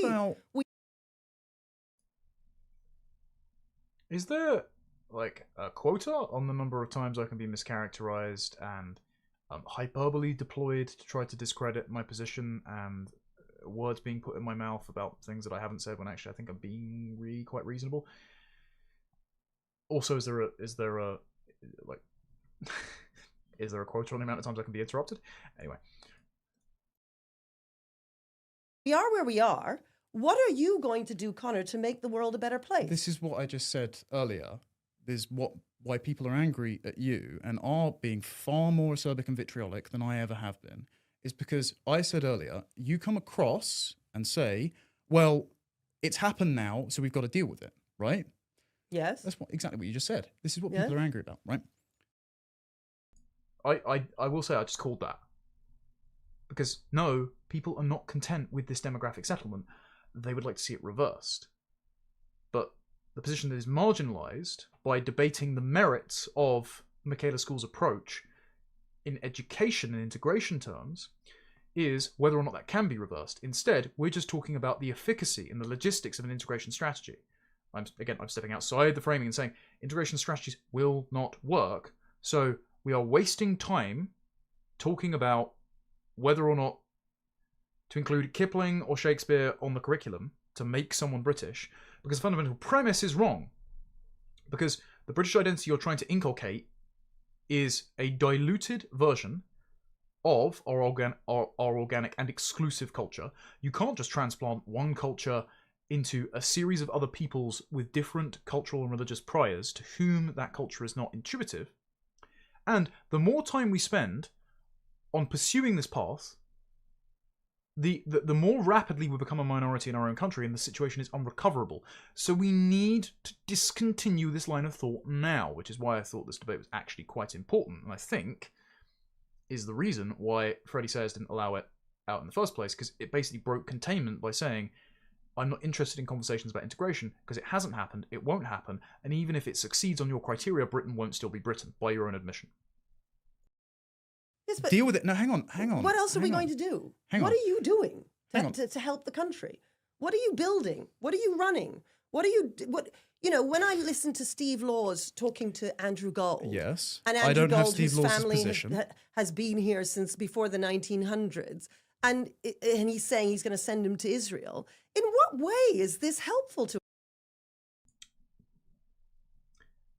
Steve Laws has generated his own DSM-5 classifiable like psychological condition. I have seen, and there are a great number of figures in the last few months, ever since the Andrew Gold debate. I have seen people crashing out, genuinely acting as if Steve Laws is on the precipice of taking government and sending everyone who breaks a one-drop rule home. It's crazy. I'm not Steve Laws. Most people are not Steve Laws. Even Steve Laws kind of recognizes that he's deliberately pushing a provocative line to try to push the Overton window in a direction that makes it more palatable to talk about immigration, because there's always someone more extreme than reasonable people, right? But he has just become like a bedtime story. There's a joke in DC Comics where when villains wants to scare each other, they tell Joker stories. Steve Laws has become like Britain's Joker to these people. It's mad. It's driven them. Steve Laws has driven them mental. Crash outs all over the place. Anyone. No, I agree. I don't have Steve Laws' position. Okay, so what is your position? My position is we create a sufficiently impermissive cultural environment so that people who do fit in can stay. Organically, that will be a very small number of people. The rest can leave. So who fits in? People who recognise that the English, the Scottish, the Welsh and Irish should possess their own country. They have interpersonally good relationships with them, so they're not living in sequestered ethnic sectarian clans, like we just saw in the Gorton and Denton by-election, and who, yes, defer to the Christian heritage of the country, do not seek to make special accommodations for their own cultures and their own faiths. There you go. Okay, so would you then raise all the mosques and the temples to the ground? I mean, I'm just trying to understand. No, I don't think we should have them in the country, yes. Right, so you would knock down all the temples and the mosques. Would you deny everyone the right to wear whatever dress they might want to wear? I would ban face. I think it should be encouraged. I'm sure you agree that the tracksuit trend among white British people is not very noble. Just going to pause there. I wasn't sure when the right place was. The idea that we shouldn't be funding and we should not be permitting buildings for other religions that are incompatible with our own culture seems to be so beyond the pale. And I'm sorry, I've never been provided a good reason why. Other than, well, we just have to. No, we don't. It's always a choice, and I'm sorry. I find we've had religious pluralism for many years, and we find it wanting. We've had one rape gang too many to put up with Islam in this country. It's not currently permissible under the Equality Act or various, Race Relations Acts or things like that. The mandate that we have to pretend that every culture and religion is exactly the same and deserves our respect. Actually, it doesn't. Again, this kind of rhetoric can get me arrested and banned in my own country. That's how insane this is, especially under the government's new anti-Muslim hate czar. So when this channel inevitably gets demonetized and banned, well, I hope you enjoyed the ride, ladies and gentlemen. Why should there be a mosque in Britain? Can someone provide to me the affirmative case of how this enriches the lives of British people, other than just presuming that a plurality of religions is a good thing? Other than imposing a moral obligation on us to accommodate other people, because I do not think it is a moral obligation for us to accommodate other cultures and faiths. If I reject that moral premise, there is no good argument for why there should be Hindu temples and mosques in my country. Don't get me wrong, the Sikhs give out free food, but sorry, Sikhism is not going to reproduce my civilization, so... But I would ban face-veiling practices like the niqab and burqa, obviously. Okay, but other ways of dress you would allow? Is it just the burqa that you? I suppose one would have to, but it would be the case that in our public life, other faiths and other cultures would not get a hearing, and then organically, if people feel that they do not fit in there, that their dietary requirements not get a hearing, what do you mean? They don't get political representation, they don't get funding from the state, they don't get constant promotion on broadcast networks. The job of the public sphere should not be to be neutral to any given culture, religion, or conception of the good. The job of the public sphere should be to represent the specific interests of the people who have inherited the country, whose ancestors built it, and who have no other country to call home to go to.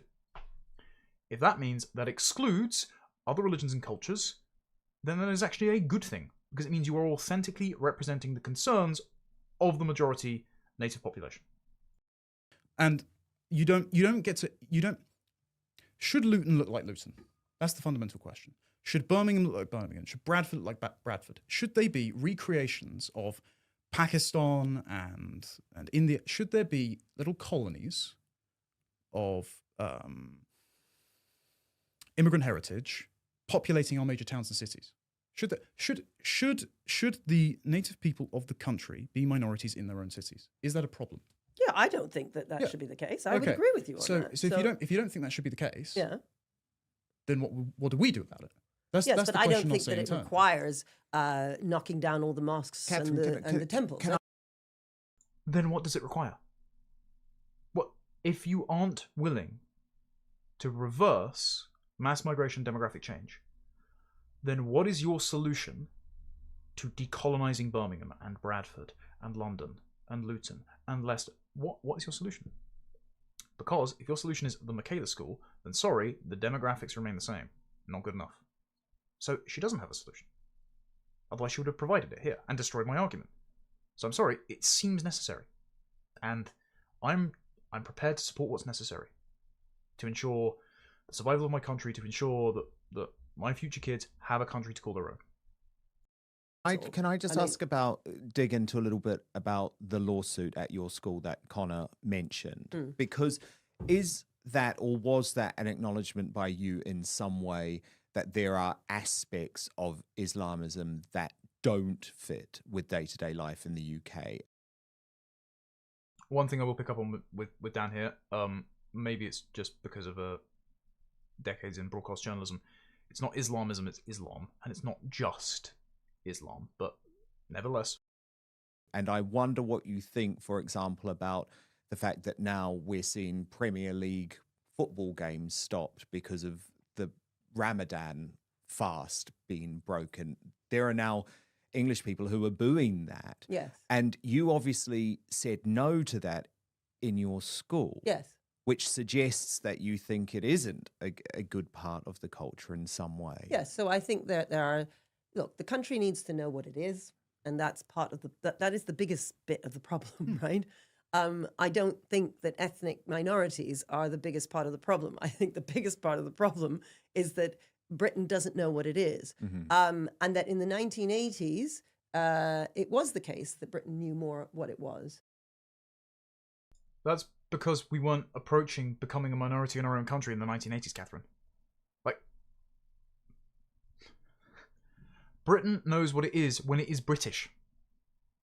Okay? When it's Somalian and Pakistani and Indian and Eritrean and Afghani and, pick any number of the hundreds of other countries and random tribes and ethnic groups that have come to our country in the last 30 years. When it's all of that, of course it doesn't know what it is, because it's not British. That's the point. And that over the years, Britain has forgotten that, because our teachers, but not just our teachers, everyone has become very ashamed of Britain, both with regard to its colonial past, but also with regard to the way in which the working classes have been treated. There has been an intellectual culture, A.S. Neil and Summerhill School, or you look at Foucault, or you look at John Dewey, American. All of this progressive way of thinking has been pushed onto the people. And again, I would say they haven't asked for that. But the fact of the matter is that the intellectual elites have pushed this progressivism on everyone. And so everyone has ended up thinking things that they never used to think. Yes. And so the culture of the country has changed, and culture matters. Yeah. But I just... So with regard to the prayer issue, yes. Because you didn't want the Muslim call to prayer taking place within your school. But neither did lots of our Muslim families. So okay. I don't care. I don't care what Muslim families want. I don't care. We should be most concerned about the preferences and prejudices of the native population. Because if they want to hear the Muslim call to prayer, they can go to one of the Muslim countries that already exists out there. And as she says, oh, thank you for the gift memberships. Appreciated. I've just turn that on. I don't even know what that means, but brilliant. As she says later on, it is up to civilization to decide whether or not to ban the Muslim call to prayer. Okay, then why are you crashing out at me about banning the niqab and the burqa and not allowing any mosques? If it's up to the civilization to decide, what you mean is it is up to the prejudices of the majority native population to decide whether or not they wanted imported practices, cultures, and religions in their country. Okay, if we say no, why are you then opposing me? Incoherent. You've got one Muslim family. But should it that be behaved allowed like that. out there on the streets, though? Yeah, well, I mean, that's for the country to decide. At my school, I'm the headmistress, so I did not want that happening. And the reason I didn't want it happening was... Okay, as someone who's involved in politics, I'm pushing for someone to make that decision and say no. So just as you can make the decision as the headmistress to say no call to prayer in my school, I would like to say to a politician, hey, can you ensure there's no call to prayer in my country? Same standard, right? If we want to run the country like a Michaela school, how about I take the same level of authority and just do something else? Because it would have divided the children. And I don't believe in dividing children according to race and religion. I mean, there are all kinds of logistical reasons for that, the way in which we do lunch. Again, the vegetarianism, why is that? Because we don't do canteen lunch. We all share the same lunch together. That doesn't happen in other schools. In other schools that are actually liberal, our school is not liberal. What is liberalism? The freedom to just do what you want. You do you live your best life and so on. So everyone takes their plate of food, they eat it, they leave it. The cleaners perhaps have to clean up. It's all a bit of a chaos mess in the canteen in most schools. That isn't the case with us. It is very much, we call it family lunch, and we all serve from the same pot of food. And I want the flexibility to be able to move kids around very quickly at the last moment. I want the flexibility of kids sitting with each other across races and across religions. Unlike the vast majority of schools, if not all schools that have a lot of Muslim kids that all serve halal food, I did not want to do that. Therefore, I made it vegetarian. In fact, it was an act of resistance rather than capitulation, as you would suggest. No, I said compromise, not capitulation. Right. Well, either way. I would just ban halal. We can just do that, by the way. Like we can just repeal the laws that stop it. We can just say we don't like it. No thanks. It's not according to our culture. It's not according to our custom. We don't have to accommodate your weird dietary requirements and your religion that doesn't belong here. Halal will be banned. And I know because I've written Restore Britain's paper on it. So yeah, I'm up for that. And so when she launched into an attack of me for this, I assume she didn't know that I'd written the paper on this and provided it to the party. But it's also just very dismissive because she just says, well, you can just ban halal. You're not talking as if you're someone that's worked in government. It's like, yeah, I'm not talking about someone who is terminally Westminster brained. I'm not talking about someone that has been institutionally captured by their time in the institutions, for whom compromise is a way of life.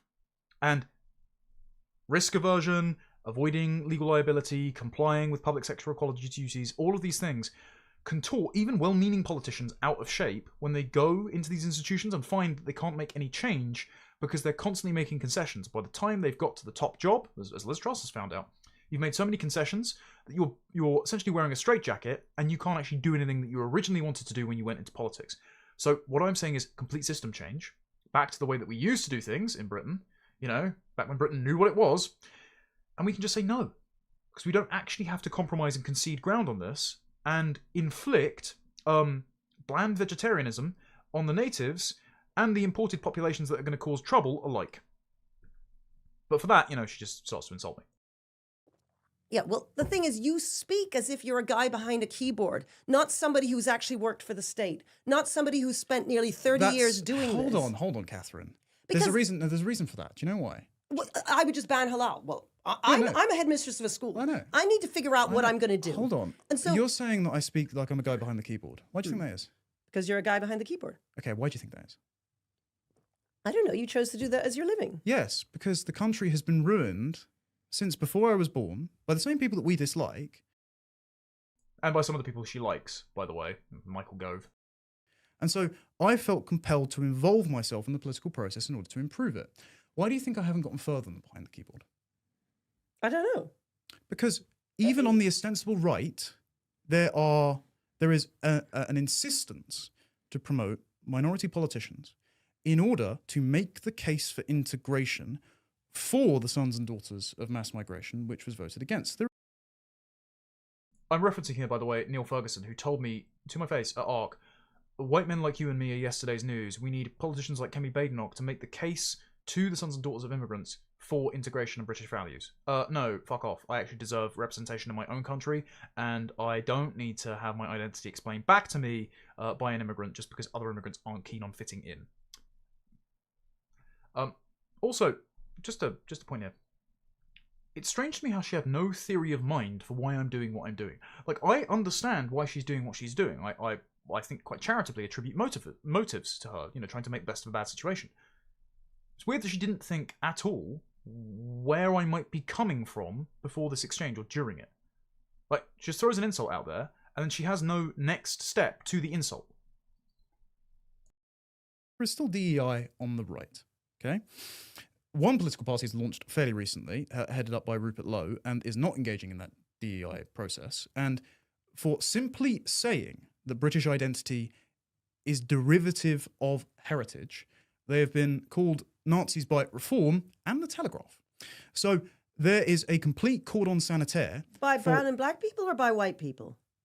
Because Both. the thing is, you Both. keep attacking Hang on, ethnic both. minorities. I don't attack right. ethnic minorities. So I can don't we attack talk ethnic about minorities. the whites then, I don't please? know. Because you never mention them. Hang on, no, I actually do. Like, Keir Starmer's a complete traitor, and he might have English heritage, but he's still a traitor, right? That doesn't matter, okay? And I mean, it was Nigel Farage himself who was attacking Restore Yeah. Britain. What's your view of this new political party led by Rupert Lowe? Well, I have to say, I do think Rupert Lowe's a bit naive. It does sound like he's sitting in the pub and making things up as he sort of goes along. When he says things like parents should be able to take their children out of school whenever they want. Again, I sort of think, have you ever worked for the state? Do you know what it's like running a school? Do you know what that will do to our schools? When he says NHS car parks should all be free, again, I think, have you ever worked for the state? Do you know what it is to run a car park? Okay, a few things here. I do think that we shouldn't be firing off impulsive tweets that commit us to policy positions that we might change down the line. Not counter-signaling Rupert, just I think the social media team doesn't need to put out as much as they do. Secondly, working for the state these days is a disqualifier, not a qualifier, because the state itself is broken, it is predatory, it steals our money, gives it to foreigners who hate us, and lies about child gang rape and mass murder by Rwandans that it insists are Welsh quiet boys. So, sorry, don't care if you haven't worked for the state. In fact, I trust people that haven't dirtied their hands with such an endeavour. And as well, it's important, and this ties into Reform UK's recent insistence they need to take Tory defectors and Labour councillors and even Green councillors because they need people with experience. Okay, people with experience ruining the country, again, is a disqualification.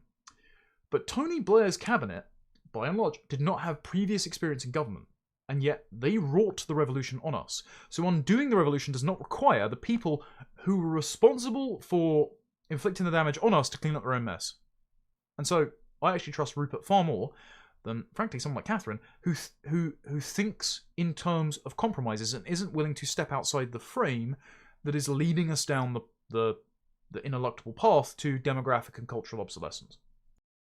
It's the sort of thing that you say in the pub or you say behind a keyboard instead of actually having had decades of experience of actually running something and doing something and seeing what is required in order to make things work. Sometimes you will have to make compromises. Sometimes you will end up in court. So you asked me about the mum who took us to court. It was fascinating. I had to have very few conversations with our Muslim families. The fact of the matter is that the vast majority of them, by far, were extremely supportive of the school. One of the Muslim dads wanted to come in and give assemblies to the kids to say to them that he'd grown up in 5 different Islamic countries and that he'd never prayed at school and that this was totally ridiculous. It was a ridiculous demand and how dare this family be taking us to court and how he was hugely supportive of the school. And the fact is that this idea that ethnic minorities are this and the whites are over here and the ethnics are here, it's the picture that's being painted that is not accurate. Okay, but that's not the picture that I'm painting, so you keep mischaracterizing my position. Allow me to ask a question, if I may. Or 2 questions. If Britain were majority Muslim, would it still be Britain? No. Okay, right. If Britain were populated up and down the country with schools that practice the Michaela doctrine, I mean, we don't disagree that your curriculum is vastly preferable to the kind of nonsense that that I know Greenwich Council forces its schools to do, for example. And makes a huge difference to what the kids believe and who they are as people. Sure. That's important, Okay, right? let's accept that premise. Okay, fine. Let's say the entire country were covered in Michaela schools, Yep. but the entire population were Pakistani. Would it still be Britain? No. Okay. Debate over. Demographics determine a country. Not integration, not values, not a curriculum, not a culture. So even if the entire country were covered in Michaela schools, but there wasn't, as in the Michaela school, a single white British pupil, it would not be Britain by Catherine's own assessment.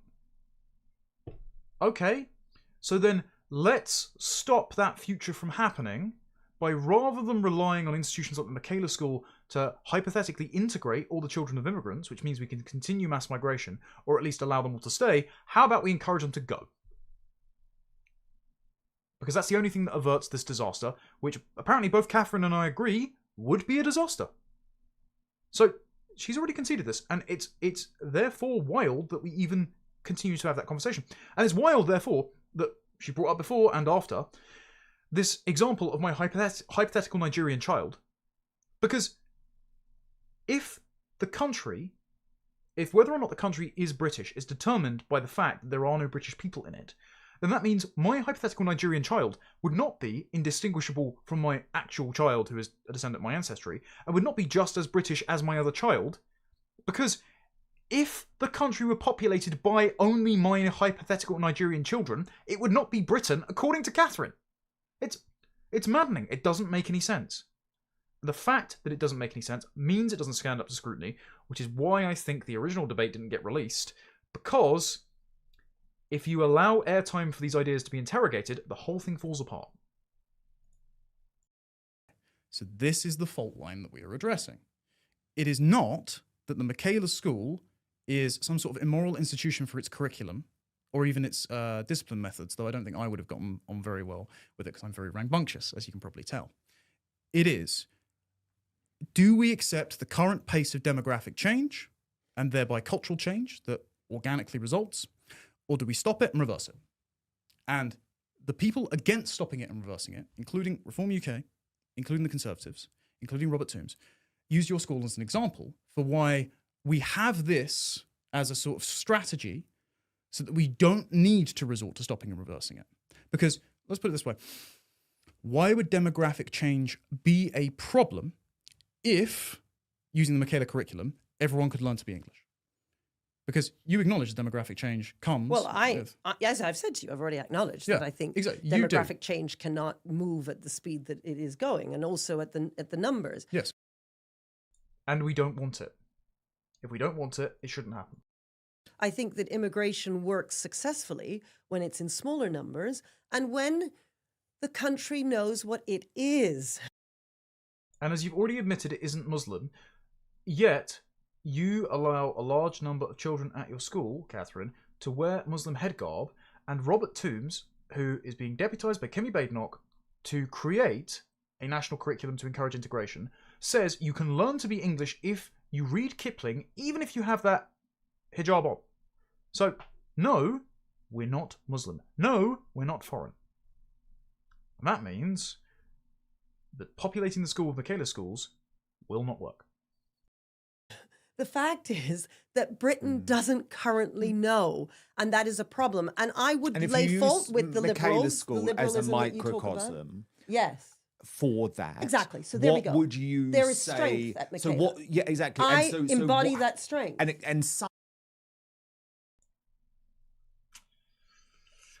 Right. I don't want to be unkind. But dear God, that's a cringeworthy thing to say. I embody that strength. Okay, yeah, go join the rest of the female Avengers in Endgame, I guess. Like, that was a proper girls get it done from season 2 of The Boys moment. Look, I realise there's lots to meme about me. Again, you don't exist on the internet as long as I do, with ears like these. People are already saying in chat they want to turn my hypothetical Nigerian child into a meme. But I didn't have a Nigerian child this morning. But at least I've never said that. Right? At least I've never been so unself-aware to do that. Pause. Don't clip that. I just do embarrassing shit all the time, don't I? Sum it up. Okay. What So we know very much what are Michaela we? represent So as this a is where I microcosm say of the about country? the values that basically have their heritage in Christianity, although we are a secular school, but we believe in children being responsible for themselves. If they don't bring in their homework, they're responsible for that. It's not somebody else's fault. They have a duty towards other people. If you get a detention, you don't just let yourself down, you let all the children in your class down, you let your form tutor down, you let your head of year down and your parents down. We believe in service to the community, to the country. So the 11th of November is a massive thing for us. In many schools, they don't even bother doing the poppies. All of our children will be wearing poppies. All of us do our 2-minute silence. That week we do assemblies, all about how grateful we should be to those young men who gave their lives, and how. Sorry, look, again, it's preferable to the alternative, don't get me wrong. But if I were given an assembly on the bravery of the Rajput warriors, I would be like, oh, okay, these people exist. They got some like cool, funny weapons, I guess. It'd be like watching Deadliest Warrior. I would not therefore think I'm a Rajput warrior. I would not therefore feel gratitude to the Rajput warriors for defending the Khyber Pass. Like, it's not my people, it's not my history, it's not my culture, it's not my inheritance, no matter how much Danny Kruger might say that to the children of Afghans. And so these assemblies, how does Katherine know that they consider themselves to owe a debt of gratitude to the men that died in Flanders Fields if they're from Somalia? She doesn't. So we are not content to gamble our civilization on the hope that they are grateful for all the names inscribed on our war memorials. How lucky we are to be in this country. And so there is a gratitude and a respect for the country that all of us have, that I would say many young people do not have now, whatever their race, whatever their religion. The reason why you are finding it such a struggle generally in trying to say some of the things that you want to say in the country is because so many people, whatever their race, whatever their religion, feel they carry this sort of white guilt. They've been told. Fiction. Most people in the country do not carry white guilt. It is 45% of the country want large numbers of legal migrants to leave. They don't feel white guilt. They're saying, dear God, there's a lot of Indians and Africans milling about in my high street. Can they please piss off? They don't feel white guilt. This is a sliver of progressives in the institutions that Katherine is dealing with, and the liberals that populate the ostensible right wing in Westminster. The Conservative Party, increasingly Reform UK, places like Unheard, The Spectator, etc. If you go to a pub, which is, of course, not something that diversity do very often. But if you go to a pub and you ask Pete the plumber, does he feel white guilt? He'll go, no, why should I? And he's right. Why the fuck should he? He's a pillar of society. He works hard. He provides for his family. He's probably a good laugh. He's a salt of the earth lad. And I've always grown up with people like that. I know people like that. I was with them the other night. They actually had all heard of Rupert Lowe, which is very encouraging. These people do not feel white guilt. They feel dispossessed of their own civilization, and the Michaela School strategy, or at least the refusal not to remove the people they never wanted here in the first place, is doing nothing to help them regain their possession. Completely wrong level of analysis. Taught a history of their country which is perhaps not accurate.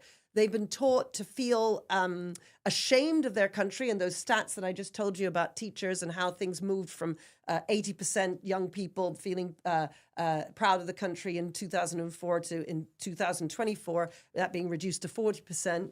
There's a reason for that. And what I think you miss out on is the fact that, yes, mass migration has happened more recently. Yes, I agree with you that the scale and the speed is too much. But that overlaps with the exact time that teachers, schools, and the entire country have become so ashamed of themselves. And so you are experiencing not only the results of mass migration, you are experiencing the results of a country that has been apologizing for itself, both through its school system, through its media, and through just through everything. And culture is just strategy. Culture eats strategy for breakfast. and demographics eat culture for breakfast. Also, and this is a third rail that I am going to touch. So Katharine once tweeted out before a post basically blaming white people for owning the record labels that produce drill rap that convince black kids to shoot one another. Now, weirdly enough, one must ask, why is there not a massive market for white drill rap? Is it that there are certain types of music and culture and low impulsivity that are particular to certain ethnic groups? But when we talk about people making decisions in government, pushing for mass migration, owning progressive-leaning media companies, owning record labels, when she says it's white people, now that's not necessarily true in all cases, is it? I'm not saying all, but it's not always English people. It's not. Go and see my fairly lengthy video on the civil rights movement assessing Batya Ungasoglon's claim as to whether or not Jews built the left in America. It's not always white people. And so it's just kind of silly and actually a little bit malicious when you want to lay the blame on white people for one, black gang violence, and two, well, it's not always white people. Okay? Just gonna say it. Right? Culture is everything. And which is why I firmly believe that if you were to bring up a black child as well as your own biological white child, that those children would be indistinguishable. Because her being black makes no difference. Well, it wouldn't be indistinguishable. And again, it's not her being black. It's that she does have Nigerian heritage versus someone having English heritage. But what does that mean? Okay, what does that mean? there's a couple of things. What does that mean? You know what it means. Otherwise, you wouldn't have kept asking about my hypothetical Nigerian child, because otherwise you wouldn't have been able to tell the difference. First of all, unfortunate reality among Afro-Caribbean populations, there is a much higher rate, for example, of psychosis. So that leads to, sort of attacks that we saw on the Huntington train stabbing, or with Valdo Calacane, or something like that. So you're going to use these few exceptional examples to say that the girl that you would bring up would not be just like her sister? No, I'm not using it to say this hypothetical girl. I'm saying this is why populations with different heritage are different. It stops them from being indistinguishable. You use the word indistinguishable. Those two girls, yes, I think they would be indistinguishable. Okay, but apart from the way they look. Yeah, but we're not talking about my hypothetical adopted family, because we're not talking about a hypothetical here. We are talking about an experiment that has already been run, and we're seeing the dividends paid, right? We're already seeing the I think organic division, unfortunately, along ethnic and sectarian lines. I don't think the Gorton and Denton by-election, for example, where the Green Party successfully galvanized the Muslim community, was because the Green Party artificially injected division into the community. I think they capitalized on existing ethnic and sectarian loyalties in the community and just said, hey, we're the party for Muslims who are going to steal white people's stuff. Why don't you vote for us? So I think if you have this mass demographic change, you organically get these ethnic sectarian divisions, because the reason the countries are the way they are, of the people that came from that to here, are because in sufficient enough numbers, they act like that country. I got the words out of order in that sentence. You can tell I was tired. What I was trying to say is the reason countries are the way they are is because the people that come from them in sufficient numbers act like that country. And so if you take lots of people from a country and stick them in another country, they will recreate that country. Simple logic. So it doesn't, I think it doesn't, it's not the Michaela School's strategy is itself bad. It is that not only do I think it will not work at scale with the demographic situation we have at the moment, but it is being used. And you said this is why you have so much difficulty saying the things you say. I don't have a problem saying it to left-wingers at all. I'm always happy to debate them and eviscerate them. The problem we have actually is getting a hearing on our own side. And that's because the people who are in institutions like Freddie Sayers at Unheard that cancelled our debate previously, like The Spectator, like respective political parties, is because they are inhabited by people that you say have experience, but I say wreck the country, who have the philosophy that, well, yeah, mass immigration has happened. Yeah, we did it against public consent. But actually, we don't need to stop it. We don't need to reverse it because we have the model of integration embodied in the Michaela School. So it's okay. We're just going to integrate everybody. And it's not going to work. And acknowledging it's not going to work then leads to a completely different way of doing politics, that all of the respective political parties poised to take power, and all of the people controlling institutions which have rendered me just an ignorant young man on his keyboard, it leads to them either reassessing their priors or needing to get out of the way. I think when I was allowed to finish a sentence, I actually did quite well there. And that's true. If you step outside the framing, you realise that the two wings of the uniparty either want everyone to live according to their authentic selves, according to their cultures, according to their ethnic identities, except white people because they don't like them and they blame them for all the world's evils, or they want everyone to live according to one grey, bland, universal standard enforced from the top under the guise of integration or British values. If you reject that premise and you just say, actually, I would like to have my own culture, my own country, my own in-group preference, and anyone who doesn't like it should lump it and be made to leave, then that opens up a whole Pandora's box of, well, pretty much every politician, pundit, and political institution is unfit for purpose, and they have to be done away with. And that is a scary prospect. It's what David Starkey said to Rupert Lowe in his interview. He's frightened by that. And I like Professor Starkey. I've got a lot of respect for him, a lot of time for him. I've spoken to him many times. But I think this, more than Steve Laws, more than the bogeyman of total remigration, I think this actually does worry Katharine. It's the idea that the political system that she is a part of has caused the problems, cannot fix them, cannot be trusted to fix them, and needs to be done away with. And I'm all for that. And that's why I'm not allowed anywhere. That's why I'm banned from everywhere, except for Restore Britain and the Lotus Eaters. Good lads. I think you give us far too much credit. I don't think that every politician in Britain is making the decisions they're making because of the Michaela School. I mean, Prominent ones are verbally citing it. Yes, they might be saying Michaela is this lovely school.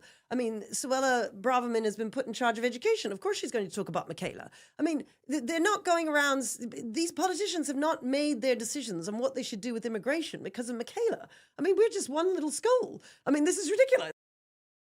Yeah, they have, actually. Michael Gove, most senior cabinet member in the last Conservative government, one of your friends, Katharine, who uses your school as an example of why his education reforms were so excellent and why immigration is not as big of a problem as I am pointing out, because integration can happen. Kemi Badenoch deputising Robert Toombs, Suella Braverman citing your school as the model for how schools should be run across the country. So actually, they are, and no, I'm not being ridiculous, I'm not being hyperbolic, and just saying I'm being hyperbolic doesn't make it the case. Look, the fact is, 1 out of every 5 people in England are ethnic minority. Those children are going to school. We've got to think about what we're doing. Now, I am an expert at being a headmistress. I'm not an expert on immigration, but I do agree with you that speed and scale matter. To be honest, I don't even know what the specific positions are of the various different politicians that you're talking about. Obviously, you disagree with them, but that's sort of none of my... I'm not part of that discussion. I mean, I'm just saying I know you're not. Schools should be more like Michaela. Why wouldn't we want schools to be more like Michaela? Because for all of those ethnic minorities in the country and all of those white kids in the country, it's important that we teach them to be patriotic and to put the country first. Allow me to give an illustrative example. So, final word, Connor. Okay. John Gray wrote for the New Statesman. John Gray is a liberal in the way that you would recognise the term liberal. By the way, it's worth pointing out that the debate was shorter because Katharine was running late, so that's why we didn't have any advance warning about final words. I don't think I gave the best final word here, but I do think I summed it up well as the two visions of the future that we have. Either we live in the Michaela School, in the Leviathan that forces us all to get along, make multiculturalism work, as Katharine has said in both the Spiked interview and at ARC in 2023, or people who aren't our friends, aren't our family members, and don't fit in, go home. And I think... As people keep saying, remigration is the peaceful solution. And I agree. Being used. And he said, in future, we have 2 choices.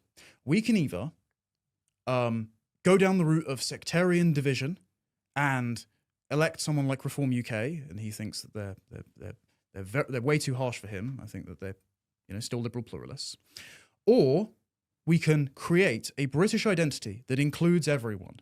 We can be liberal and pluralist. And in order to do that, we have to be muscular in our liberalism. So we need metal detectors outside of Westminster Cathedral, for example, which weren't needed for the 1,000 years it existed.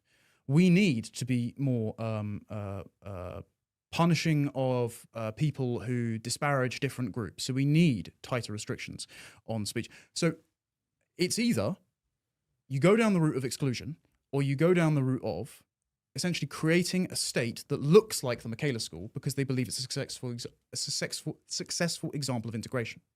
I'm saying I don't think it will work at scale, and it's also not desirable because actually I don't want my identity that I've inherited redefined to encompass lots of people who do not live the same way and do not believe things that I believe, who were not invited here in the first place to stay. And so the alternative to this is just to say we should be quite chauvinistic about our own culture. And we should say it's not compatible with Islam or Sikhism or Hinduism or the tribal subcultures of the Indian subcontinent. And so if you want that, you should leave. Well, absolutely fascinating. I am so delighted we had this discussion, which... So, chat, let me know what you think. Let me know who you think got the better of that exchange. I had recorded the audio on my phone because I learned my lesson from last time. Not that I didn't think Dan wouldn't put it out, but just so I had a backup in case tech failed. And I listened to it back on the train home, and lots of people were saying, "Oh, you let yourself be interrupted too much." Hey, I'm perhaps guilty of attempting to be too polite and considerate for my own good sometimes. But I did think that I did well under the circumstances. I'm very critical of myself when I think it's warranted, but I hope that I represented our side decently. Couple of things before we wrap up. So, of course, there is always a response after the fact, and there has been a bit of a slight back and forth with Katherine on X. I'm just going to get some of these up so that we can have a look at them, because our respective reactions to the feedback to the debate, I think, are, I don't want to say telling, but so, oh, have I got the wrong box on? Sorry, I'm using different streaming software. So there we go. There we go. Now you can see it. Okay. So Katherine's response has been to yet again cherry pick the ethno-nationalists. Steve Laws is a bogeyman. And she's saying, as for the leftists who are attacking me for speaking to the ethno-nationalists, it isn't virtuous to refuse to speak to people. In fact, it's destructive. I will always speak to those I disagree with. Okay, so again, using the term ethno-nationalist to describe me, which is a pejorative because it is decided... One, I mean, I don't use the term, and she said to me after the debate, she watches a lot more of my stuff and reads it now, so she should, understand my position and understand I don't use that term. I think it's also redundant and comes with a lot of baggage. But that's saying that she is brave to have even spoken to me. And no, we had a discussion about our respective disagreements over whether or not immigration will work. And again, I still think that I'm being mischaracterized here, which I don't appreciate. Then she quote tweeted me sharing one of the clips. I can't remember which clip this was, actually. The clip was me saying that it's Westminster brained, basically to say you can't ban things. And she said, want to see why they're upset. Watch the full conversation, not just the clips, and then think, what have I said that is so troubling? Why are the ethno-nationalists holding me responsible for what they see as the demise of the country? As I pointed out in my response to Katherine, it's because you're committed to not doing anything about it. Other than saying, all these people are here now, we have to find a way to make it work, rather than thinking, do they need to be here if they do not fit in and were not wanted? And so I said, look, I haven't been rude to you, others haven't either. Engaging with the substance of their concerns in good faith, rather than characterising the response as one of pure vitriol from evil ethno-nationalists, or being too emotional or unreasonable, will turn down the temperature. And she says, I haven't said anyone is emotional. Want to see why they're upset. Being upset is emotion. Okay. I do think you are unreasonable to think I don't have the right to talk with you about Britishness because I don't have English ancestry or ethnicity. Okay, I didn't say that. What I said was, people don't like having their identity explained back to them by people who do not share that identity by dint of their heritage. It's about humility, not about rights. Very liberal language again. She says there have been many attacks on me. I don't endorse that. Don't be rude to her, ladies and gentlemen. Like, keep the same level of conduct that I did if you think that was sensible. So, you know, don't make things more difficult to argue from our position. And she says, ethno-nationalist is just a descriptive name. Okay, but it doesn't describe my position. Not an insult. You are nationalists. You believe in the primacy of ethnicity, yes? Well, I don't believe in the primacy of ethnicity. I believe it's real. And I don't even necessarily use the term nationalist. I usually use the term patriot because nationalism is an ideology. But that's for another video, which I'm going to eventually make. I'm just reading a bunch of books on it. And so I responded to her.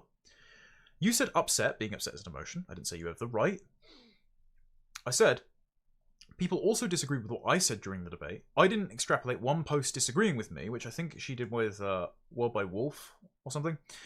And say, I didn't extrapolate one post disagreeing with me and use it to cry foul that I'm under attack. Like I said, the reason people are vitriolic towards you is because those who lack political representation and power feel those with influence, such as yourself, are inattentive to their concerns. Recognizing that Britain would not be Britain if the whole population were ethnically Pakistani, even if they had integrated by attending the Michaela School, means that, on the current and your proposed paths, British people lose possession of their country. People categorically do not want that. They will not accept, well, it's happened now, and we have to make it work. They want this state of affairs undone as much as it can be. That's not unreasonable or cruel. They want that concern recognised and for people to take their side. And they feel, Katherine, you aren't on their side. That's why people are being rude. My explanation isn't an endorsement. I hope it's useful. It doesn't seem that it's been useful. Because she says, oh, indeed, I am ethnically cleansing the country. I'm not saying that you're responsible for it, but I'm saying you're not opposed to it. Because you're not saying we should undo it. Even though you recognise Britain would not still be Britain if there were no ethnically English, Welsh, Scottish or Irish people left. And I think I received a response, but here we go. I haven't seen this tweet before. I've been told to go home many times, not by Connor but others. Who counts as a friend? Who decides? Not the people that say the British people don't exist, and not the people that want to make special accommodations for their imported culture and demand political representation for their minority groups. She says, I've lived in the UK since 1989. I've made a huge contribution to the education system. Most of my ties are in the UK, yet I am called an invader. Again, I don't use that language. People are using that language because they feel that you aren't on their side. And I think I've made it clear what taking their side would be. So take it if you are genuinely a friend. That is my only bit of advice to Katherine going forward. Yes, that is my desktop background. Oops. Right, let's go through some of your super chats. Wrap up. I've kept my wife waiting long enough. Still got to have dinner and finish packing for my flight tomorrow. Thank you for all the people that have bought YouTube memberships. I appreciate it. Let's have a look at the ones that I haven't already read through. From Devon for £5, thank you very much. Scotland had a better education system than England in the 80s and 90s. If it's as bad as Katharine Birbalsingh says, I think it has more to do with devolution than race. I mean, yeah, that's true. Devolution has ruined Scotland. I would just abolish the devolved parliaments. I think that's a Restore Britain position. By the way, when I say things, I'm not a Restore spokesperson. I'm just saying my ideas. Some of them are Restore policies. Some of them are not Restore policies, but I'm still going to vote for Restore. And I'm not going to get everything I want. Restore Britain currently has IVF as a part of its platform. I don't agree with IVF as a Catholic. But necessarily, I will have to accommodate that if it remains part of the platform, because mass deportations and demographics are the issue. Everything else can be negotiated afterwards. Okay? Anyway. Leo Wolf the Red, $5. Told my dog he's haram and Muslims don't like him. Now he's got Crusader armor and is barking about Constantinople, Jerusalem, and Reconquista. Brilliant. I'm sure that's going to get me banned by the new anti-Muslim hate czar. Thank you, Americans, benefiting from your First Amendment that I don't have. $20 from Anthony Butler. Thank you, sir. Connor, I've joined Restore. My only concern is the rose-tinted view of Thatcher on the right. Well, I don't share that. And remember, William Clouston of the SDP was a Restore Britain advisor when Restore is still a movement. I think, in an ideal world, and I'm not speaking on behalf of William Clouston here, in an ideal world, all of the marginal parties of the right would realise they're not the guy. It's time to wrap it up and pack it up, as Carl Benjamin has already said. And someone like William Clouston would be put in charge of our industrial strategy. I think he's an excellent policymaker, an absolute gentleman who's given so much to the right and does not get the credit he deserves. And he is very critical of Thatcher. Harrison Pitt hosted a debate between him and Charles Moore where he was the anti-Thatcher side. And I'm not a big fan of Thatcher. Like, for example, she slapped down. There's this apocryphal story, and is it Hayek's Constitution of Liberty? She slaps down a book on the table and says, "This is what we believe," to her ministers. That book has an afterword containing a chapter called "Why I Am Not a Conservative," and so conservatism running on Thatcherite software means you are a liberal. We just need to ditch it. Devon, for £5. Despite the disagreements between you both, this debate was far more civilised than those earlier in the week. Dan hardly had to referee at all. Some people would like him to have refereed more, but I was fine with not having the interruptions. I love Dan, but some of those debates were slop.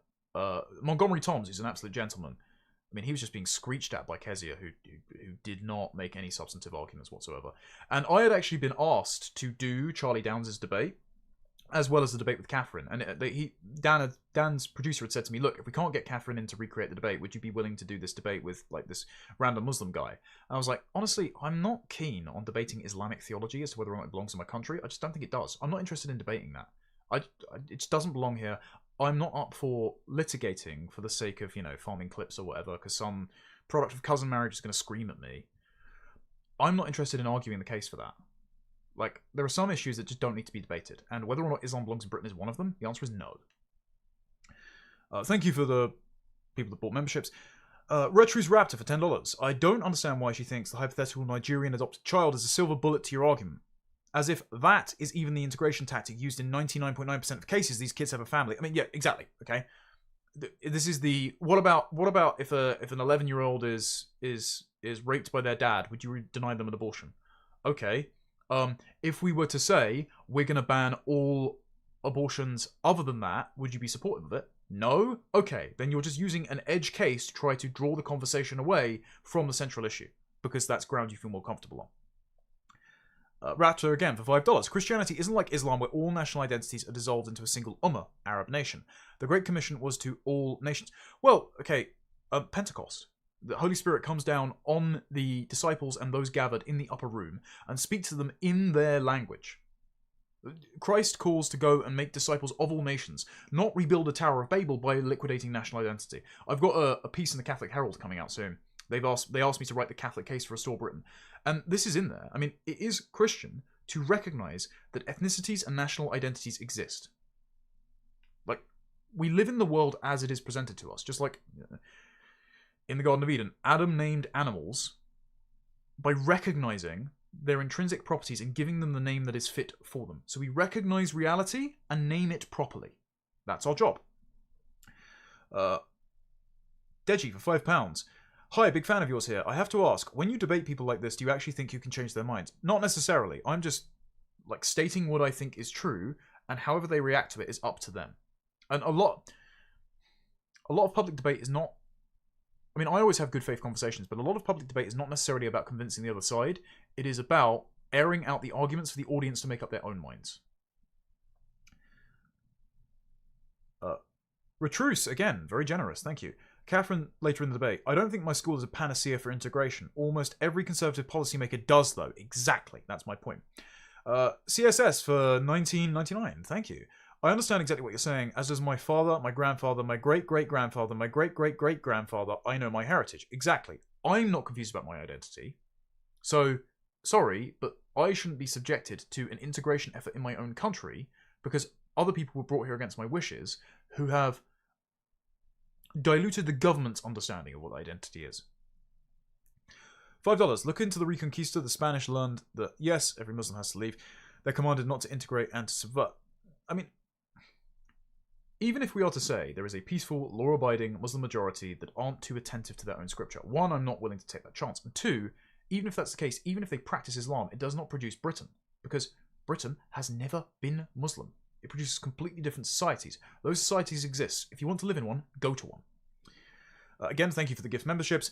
Ribeye Rob for £5. Will Restore ban the importation of halal and kosher as well as banning the slaughter here? I hope I don't get in trouble with this. That is in my paper and I'm pushing for it. Whether or not Restore Britain decides to commit to it at that time is up to Restore Britain. NPC for $10. What is the solution for preventing this same outcome? Will Restore to make headway? The mass immigration represents the fruits of Westminster globalist progressive liberal policy and goals. I'm not sure what that's in reference to about preventing the same outcome. I mean, Restore Britain would not seek to integrate everyone under the umbrella of liberal pluralism and accommodate all of their different religions and cultural practices. We're just going to ban the ones we don't like. We're going to stop subsidizing the ones staying here, because I guarantee, lots of the pupils at Michaela School are living in social housing or on some form of benefits, because the majority of those people are. And so, if we're not paying you to live here, if you commit a crime, you go. If you break our cultural taboos, you go. If you can't afford your stay, you should go. And if you cause trouble, don't integrate, don't live by our way of life. The Home Secretary has the executive power to strip you of your citizenship. And this is not Restore Party policy, but it is my belief that we should be making proper use of that. If we can do it to El Fatah, if we can do it to Shamima Begum, we can do it to everyone who thinks and lives like them. And that's plenty of people. Chris for €10. Late, so sorry I've covered. Please take as constructive criticism. You let yourself be interrupted too much and you let her get away with saying white instead of English British, but also overall. I did correct that in the original debate that we had. She's just fallen back on bad habits, but you're right. I feel like I couldn't catch everything at the time, but fair criticism. As for her interrupting me, I don't like it when it's done to me, therefore I'm not keen on doing it to other people. And one final super chat for £10. Thank you very much to everyone for being so generous. I will wrap up after this. That is a schizo post. So, sorry it happened. Congratulations. I'm not reading all that. But thank you for the £10. Anyway, I never let this be said that I'm not grateful. Thank you all very much for joining me, ladies and gentlemen. I will be back with a pre-recorded video out on Monday night, I think. And then on Thursday night, this full debate gets uploaded onto my channel just so it stays there. But if you want to watch it uninterrupted, if you want to comfort watch, if you want to leave a comment, it's linked down in the description on Dan Wootton's channel. Do be sure to go and thank him for hosting it. Thank you all for your support. It's been tiring, but we're going to win. We have to, right? It's not for us. It's for those who come after us. Appreciate it. Take care. God bless. And goodbye.